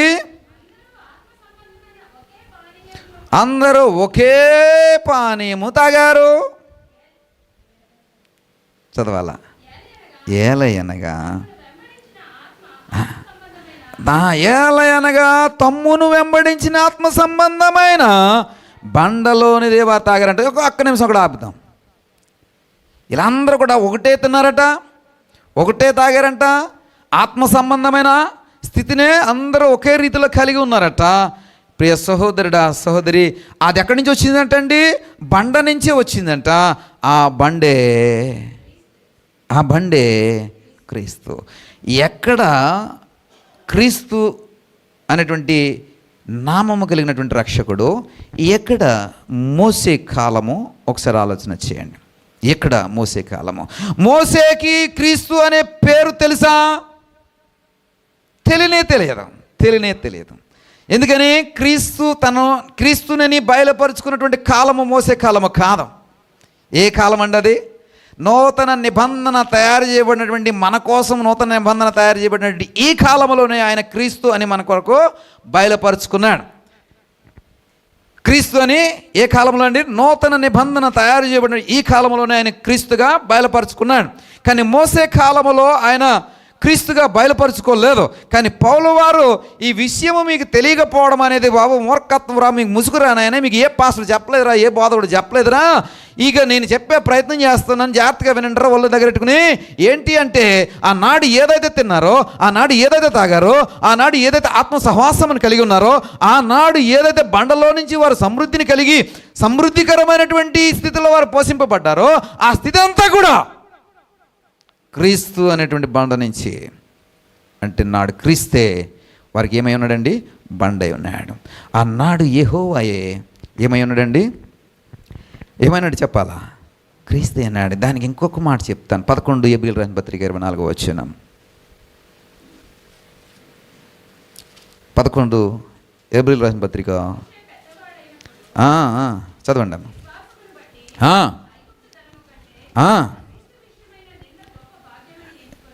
ఎక్కడ ఆపంటారు తల్లి? మోసే పెద్దవాడైనప్పుడు విశ్వాసమును బట్టి ఐగుప్తు ధనము కంటే క్రీస్తు విషయమైనటువంటి నింద గొప్ప భాగ్యమని ఎంచుకొని. మోసే ఎవరి గురించినటువంటి నింద గురించి అనుకుంటున్నాడండి? క్రీస్తు గురించినటువంటి నింద అంటున్నాడు. అంటే క్రీస్తు అనేటువంటి నింద ఎవరు భరిద్దాం అనుకుంటున్నాడండి? మోసే భరిద్దాం అనుకుంటున్నాడంట. అంటే మోసే కాలంలో ఎవరున్నారండి? క్రీస్తే నాడు బయలుపరుచుకుంటూ ఉన్నాడు. క్రీస్తు అనే నామము మోసే నాడు కలిగి ఉండలేదు. క్రీస్తు అనే నామము క్రీస్తు వారు నాడు కలిగి ఉండలేదు. ఏనాడండి? మోసే కాలంలో కలిగి ఉండలేదు. అయితే నూతన నిబంధనలో ఇది బయలుపరచబడుతోంది. ఏంటండి? కొత్త నిబంధనలో నీకు బయలుపరచబడుతోంది. కొత్త నిబంధనలో అది దేవుడు నీకు ముసుగు తీసి చెప్తున్నాడు. నాడు మోసే ఎవరి కోసమైతే నిందన భరిద్దామనుకున్నాడో అతడు ఎవరంటే అతడు క్రీస్తు. అతడు ఎవరంటే అతడు క్రీస్తు. కాబట్టి ప్రియ సహోదరుడా, సహోదరి, నీ పెనిమిటి ఎవరో ఇప్పుడు నీకు అర్థమవుతుందా? నీ భర్త ఎవరో నీకు అర్థమవుతుందా? కొత్త నిబంధనలో ఉన్నటువంటి భర్త, పాత నిబంధనలో ఉన్నటువంటి భర్త ఎవరో నీకు అర్థమవుతుందా? కొత్త నిబంధనలో పెనిమిటి, పాత నిబంధనలో ఉన్నటువంటి పెనిమిటి ఒకడే అనేటువంటి విషయం అర్థమవుతుందా? ఒకడే పురుషుడు అనే విషయం నీకు అర్థమవుతుందా? ఒకే వ్యక్తితో నువ్వు నాడు సంఘము వివాహం చేసుకుంది. ఒకే వ్యక్తితో నేటి సంఘము ప్రదానం చేయబడి వివాహ ఉత్సవం కొరకు ఎదురు చూస్తోంది. గొర్రెపిల్ల వివాహ మహోత్సవం కొరకే ఎదురు చూస్తూ ఉంది. ప్రియ సహోదరుడా, సహోదరి, అతడే అద్వితీయ కుమారుడు, ఆది సంభూతుడు. అదే హెబ్రీయుల పత్రిక 1వ అధ్యాయం కొన్ని మాటలు మనం చూసినట్లయితే ముగించే ప్రయత్నం చేస్తాను.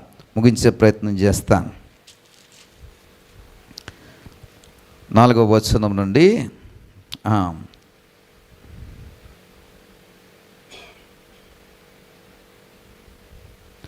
5వ వచనం నుండి చదువుదామా? నీవు నా కుమారుడవు, నేను నేడు నిన్ను కని ఉన్నాననియు, ఇదియుగాక నేను ఆయనకు తండ్రినై ఉందును. చూడండి, నేను ఆయనకి, ఎవరికి? ఆయన అనే దగ్గర అండర్లైన్ చేసుకోండి. ఆయనకి ఏమై ఉంటాడంటండి? ఈయన తండ్రి అయి ఉంటాడంట. ఇప్పుడు ఆయన ఎవరో, తండ్రి ఎవరో మీరు చెప్పాలి. ఆయన నాకు ఎవరండి? కుమారుడై ఉంటాడంట. ఎవరినైతే నేను ఎవరికైతే నేను తండ్రికి ఉంటానో అతడు నాకేమై ఉంటాడు? ఇది ట్రూత్ కదా, అది మామూలు సాధారణమైనటువంటి ఫార్ములా కదా. తర్వాత చదువుదాం. అండును అనియు ఆ దూతలలో ఎవరితోనైనాను ఎప్పుడైనాను, అంటే దాని అర్థం ఏంటండి? నేను ఎవరితోనే చెప్పలేదు, ఎవరితో ఒకరితోనే చెప్పాను. ఎవరితో ఒకరితో చెప్పాను. ఆ ఒకడు ఎవరో చూద్దాం. మరియు ఆయన భూలోకమునకు ఆది సంభూతిని, మళ్ళీ చదువుతాం అక్కడ, భూలోకమునకు ఆది సంభూతిని. ఆది సంభూతుడు అంటే ఆది కాలము నుండి ఉన్నవాడు ఆది సంభూతుడు. ఆయన ఎవరండి? Is almighty. నీ కోసం నూతన నిబంధనలో భాగం అవ్వడం కోసం ఆయన ఈ లోకంలోనికి క్రీస్తు రూపంలో వచ్చాడు. అంత మాత్రాన ఆయన 2000 సంవత్సరాల మీద అంత పుట్టాడని చెప్పి అంత చులకన చేయని అవసరం లేదు. నీకు తెలిసినటువంటి జ్ఞానము, ముసుగు వేయబడిన జ్ఞానము, నీకు వేయబడినటువంటి జ్ఞానము అజ్ఞానపు స్థితి, నీకు వేయబడినటువంటి జ్ఞానము వివేకములైనటువంటి స్థితి. ఓ ప్రియ సహోదరుడా, సహోదరి, నువ్వు సేవకుడు అని చెప్పుకుంటున్నాడు, సేవకుడా బయటికి రా ఆ ముసుగులో నుంచి. ఈయన ఎవరండి? ఆది సంభూతుడు. ఆనాటి నుండి, పురాతన కాలం నుండి నేటి వరకు ఆయన ఎలాగున్నట్టు సింహాసనాసీనుడు అన్నాడు. ఆ రాజదండం ఎలాగుందట? న్యాయార్థమైనది ఉందట. నీవు నీతిని ప్రేమించితివి, దుర్నీతిని ద్వేషించితివి, అందుచేత దేవుడు నీ తోడి వారి కంటే నిన్నెచ్చగినట్లుగా ఆనంద తైలముతో అభిషేకించాను. ప్రభువా, నీవు ఆది యందు భూమికి ఏం చేసావండి? పునాది వేసితివి, ఆకాశములు కూడా నీ చేతి పనులే. ఈ కొత్త నిబంధనలకు వచ్చేటప్పటికి ప్రభువా అనే పేరు కనబడుతుంది. ఎక్కడ కూడా యెహోవా అనే పేరు ఎక్కడ కూడా స్పష్టతలోకి రాదు. ప్రభువా అనే కనబడతా ఉంటుంది. ప్రియ సహోదరుడా, ఇంగ్లీష్ బైబిల్లోకి వచ్చేటప్పటికి ఎలా ఉంటుంది? లార్డ్ అంటే యజమాని అని కనబడుతుంది. ఎలాగండి? లార్డ్ అంటే ఏమని చెప్పానండి? యజమాని అని కనపరుచుకుంటాడు.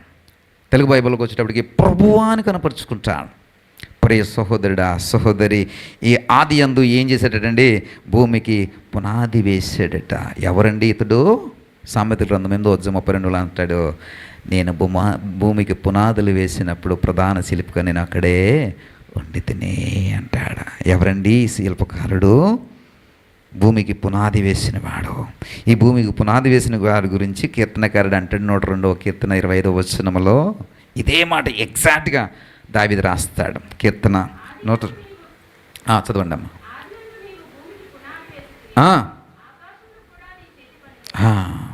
చాలండి. ప్రియ సహోదరుడు, ఎవరండి ఈయన? పునాది వేసిన వాడు ఈయన. ఎవరండి యేసుక్రీస్తు? పునాది. ఎవరండి తండ్రి? తండ్రి వేరు, యెహోవా అనే నామము కలిగినటువంటి కుమారుడు వేరు. ఇద్దరు యెహోవాలు, కానీ ఒకరు తండ్రి, ఒకడు కుమారుడు. ఇప్పుడు ఈ కుమారుడు క్రొత్త నిబంధనగా మనకు వస్తున్నాడు. కొత్త నిబంధన మొదటి పేజీలో రాయబడి ఉంటుంది. మత్తయి పేజీకి ముందు రాయబడి ఉంటుంది. మత్తయి పేజీ ముందు మన ప్రభువును రక్షకుడునైన యేసుక్రీస్తు గూర్చిన కొత్త నిబంధన గ్రంథం. మత్తయి నుండి ప్రకటన వరకు ఉన్నటువంటి గ్రంథము ఎవరంటండి? మన ప్రభు మన రక్షకుడు. గుండెల మీద చేయి వేసుకుని రొమ్ము విరిచి చెప్పు, మన ప్రభు మన రక్షకుడు అని చెప్పు. అతని గురించినటువంటి పుస్తకం ఇప్పుడు నీకు కొత్త నిబంధనగా ఇవ్వబడుతోంది. కొత్త నిబంధనగా ఇవ్వబడుతుంది. ఈ నిబంధన నేడు పాత నిబంధన నుండి కొత్త నిబంధనలోకి దేవుడిని నడిపిస్తున్నాడు. ఎలాగ తెలుసా? ఒక పెనిమిటి మాదిరి. నాడు వివాహం ఆడినైనా క్రీస్తే, నేడు వివాహం ఆడుతున్నది క్రీస్తే. నువ్వు ప్రధానము చేయబడ్డావు సంఘముగా, ప్రధానం చేయబడ్డావు ఒక పవిత్రురాలుగా, ప్రదానం చేయబడ్డ ఒక కన్యకగా. నీవు దేనికోసమో తెలుసా? గొర్రె పిల్ల వివాహ మహోత్సవము కొరకు దేవుడు నిన్ను ఏర్పరచుకున్నాడు. ప్రియ సహోదరుడా, నీ ఏర్పరచబడినటువంటి నీవు ఈ క్రొత్త నిబంధనలో భాగమై ఉన్నావు. ఈ క్రొత్త నిబంధనలో నువ్వు జీవించినప్పుడు, క్రొత్త నిబంధనను పాటించినప్పుడు, కొత్త నిబంధనను నీవు అగ్రిమెంట్ చేసుకున్నప్పుడు నీవు గొర్రెపిల్ల వివాహ మహోత్సవంలో వధువుగా కూర్చోగలుగుతావు. చప్పట్లు కొట్టండి. వధువుగా కూర్చోగలుగుతావు. నీ పెనిమిటి పక్కన నువ్వు వధువుగా కూర్చోగలుగుతావు. నీ పెనిమిటి పక్కన, ఏక పురుషుడి పక్కన నువ్వు వధువుగా కూర్చోగలుగుతావు. ప్రియ సహోదరుడా, సహోదరి, ఈ కొత్త నిబంధనలో ఎవరెవరిని చేర్చుకుంటున్నాడు తెలుసా? నాడు ఇజ్రాయేలీల్ని వధువుగా చేర్చుకున్న నాటి యెహోవా అనేటువంటి కుమారుడు, నేడు క్రీస్తు అనేటువంటి కుమారుడు, క్రీస్తు అనే నామకారణంగా మార్చబడినటువంటి కుమారుడు ఎవరెవరిని వధువుగా చేర్చుకుంటున్నాడో తెలుసా? ముగింపు జకర్యా గ్రంథము 2వ అధ్యాయం 8 నుండి, జకర్యా గ్రంథము 2వ అధ్యాయం 8 నుండి 13 వరకు. సైన్యములకు అధిపతి యెహోవా సెలవిచ్చినది ఏమనగా,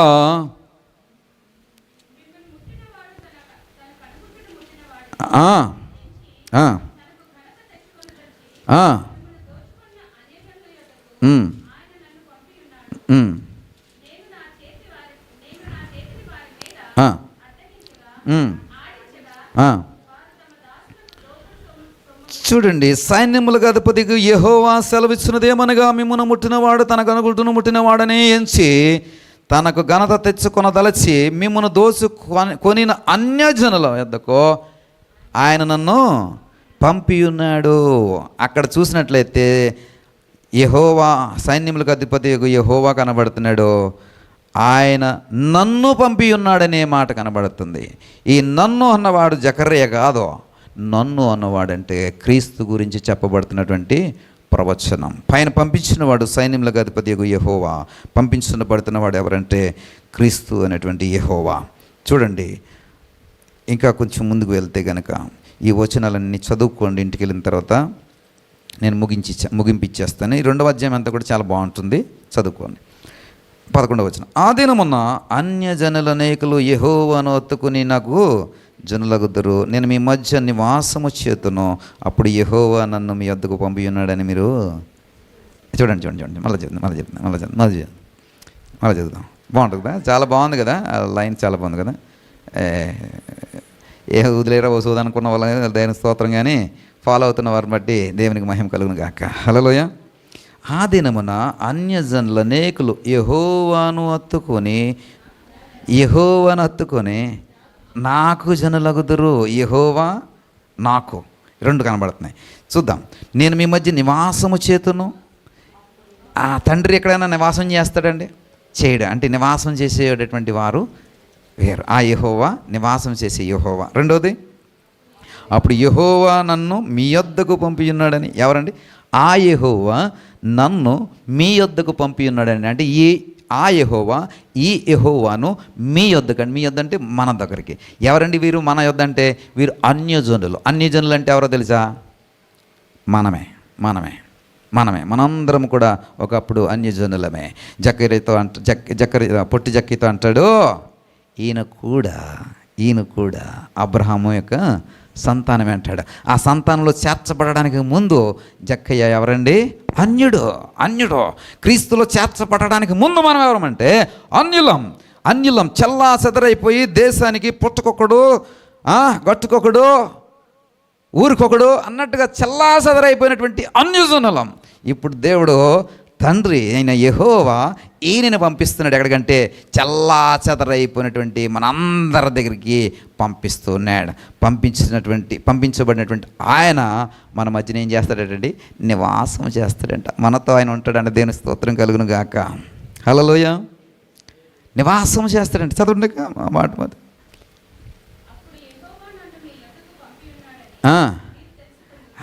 అప్పుడు ఆయన నివాసం చేస్తాడంట. తండ్రి అయిన యెహోవాకి జనులతో నివాసం చేసేటువంటి స్థితి ఉంటుందండి? ఉండదు కదా. అయితే పంపబడుతున్న వాడు మాత్రమే నివాసం చేస్తాడు. ఎవరితోనండి? జనులతో. పంపబడిన వాడు మాత్రమే ఎవరితో నివాసం చేస్తాడండి? జనులమైన అన్యజనులమైన మనతో ఆయన నివాసం చేస్తూ ఉంటాడు. అందుకనే మనకింత ధైర్యం, అందుకనే ఇంత గర్వం, అందుకనే ఇంత గొప్ప. ఎవడన్నా వచ్చి నీ పీకి నరికేస్తానంటే ఐ డోంట్ కేర్. ఎందుకో తెలుసా? నా దేవుడు నా ధైర్యం. ఎవడన్నా వచ్చి మొత్తం నీ వ్యాపారాలన్నీ కొల్లగొట్టేస్తానరా, ఐ డోంట్ కేర్. ఎందుకంటే నా దేవుడు నాకు గొప్ప. నా దేవుడు నా పక్షంగా ఏమన్నాడండి? యుద్ధం చేస్తున్నాడు. ఇంకోరండి చాలా ప్రాముఖ్యమైన మాట, నివసిస్తున్నాడు. ప్రియ సహోదరు, అందుకని నివసిస్తున్నాడు. అందుకని అలాంటి నీతో జీవిస్తూ నివసిస్తున్నవాడు రాస్తున్నటువంటి నిబంధన కొత్త నిబంధన. ఇందు ఏమేమి ఇమిడి ఉన్నాయండి? పాత నిబంధన ఇమిడి ఉంది, ఇంకా కొత్త నిబంధన కూడా ఇమిడి ఉంది.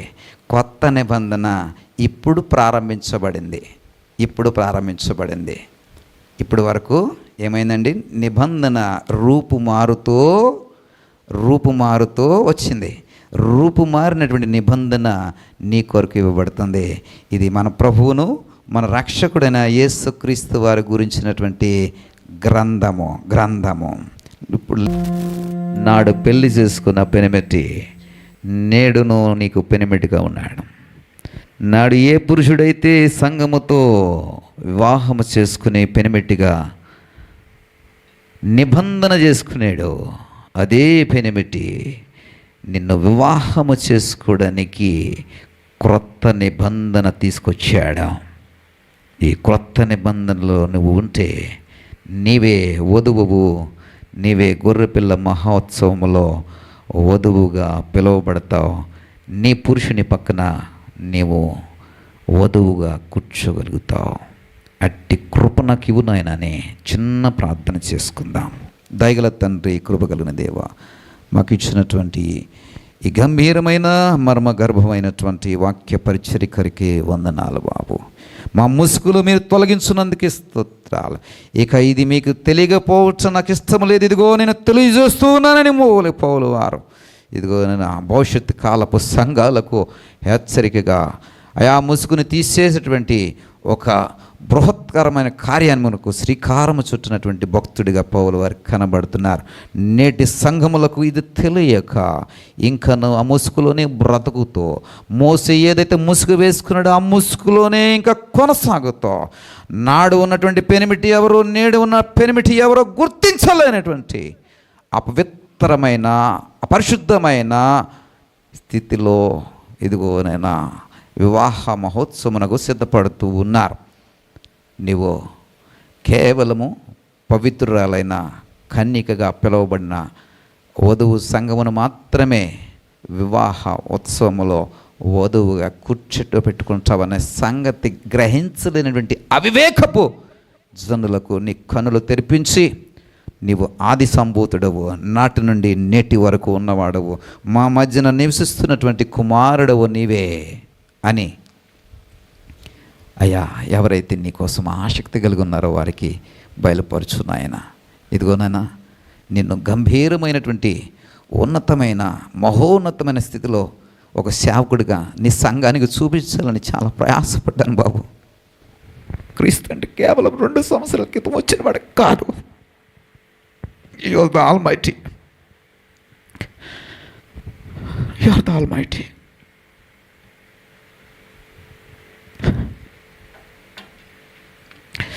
పురాతన కాలం నుండి ఉన్నవాడు అని చూపించటం కొరకు, నీ మహోన్నతమైన శక్తిని కనపరచడం కొరకు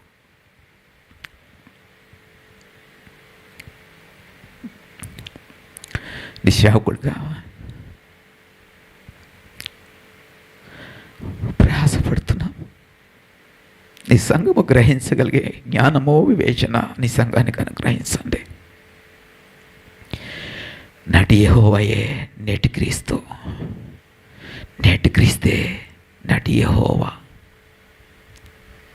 తేజస్సులో ఉన్నవాడు తండ్రి అని, తేజస్సులో ఉన్నవాడు తండ్రి అని, తండ్రిని మేము చూడడానికి వీలు పడని పరిస్థితుల మధ్యలో కుమారుడిగా నువ్వు ఈ లోకంలోకి వస్తూ మమ్మల్ని మాకు ప్రత్యక్షపరుచుకుంటూ పురాతన కాలం నుండి నేటి కాలం వరకు మాతోనే ఉన్న దేవా, మాకు పక్షముగానే కార్యములు చేస్తున్న దేవా నీకు స్తోత్రాలు. అదే మాకు అతిశయముగా, అదే మాకు గర్వకారణంగా మార్చావు కదా. నీ సంఘమును బలపరిచి వారు వెంబడిస్తున్న క్రీస్తు ఎంత గొప్పవాడో, ఎంత శక్తి కలిగిన వాడో ఎరిగే ధైర్యంతోనూ నిబ్బరతోనూ బలము పొందుకొని, శక్తిని పొందుకొని నిన్ను బట్టి జీవించే కృప, వధువుగా సిద్ధపడే కృప ఈ సంఘమునకు అనుగ్రహించమని నా ప్రభువును ప్రేక్షకుడిని యేసు నామమును బట్టి ప్రార్థించి వేడుకొని పొందుకుంటున్నాం తండ్రి. ఆమేన్. దయచేసి కూర్చుందాం.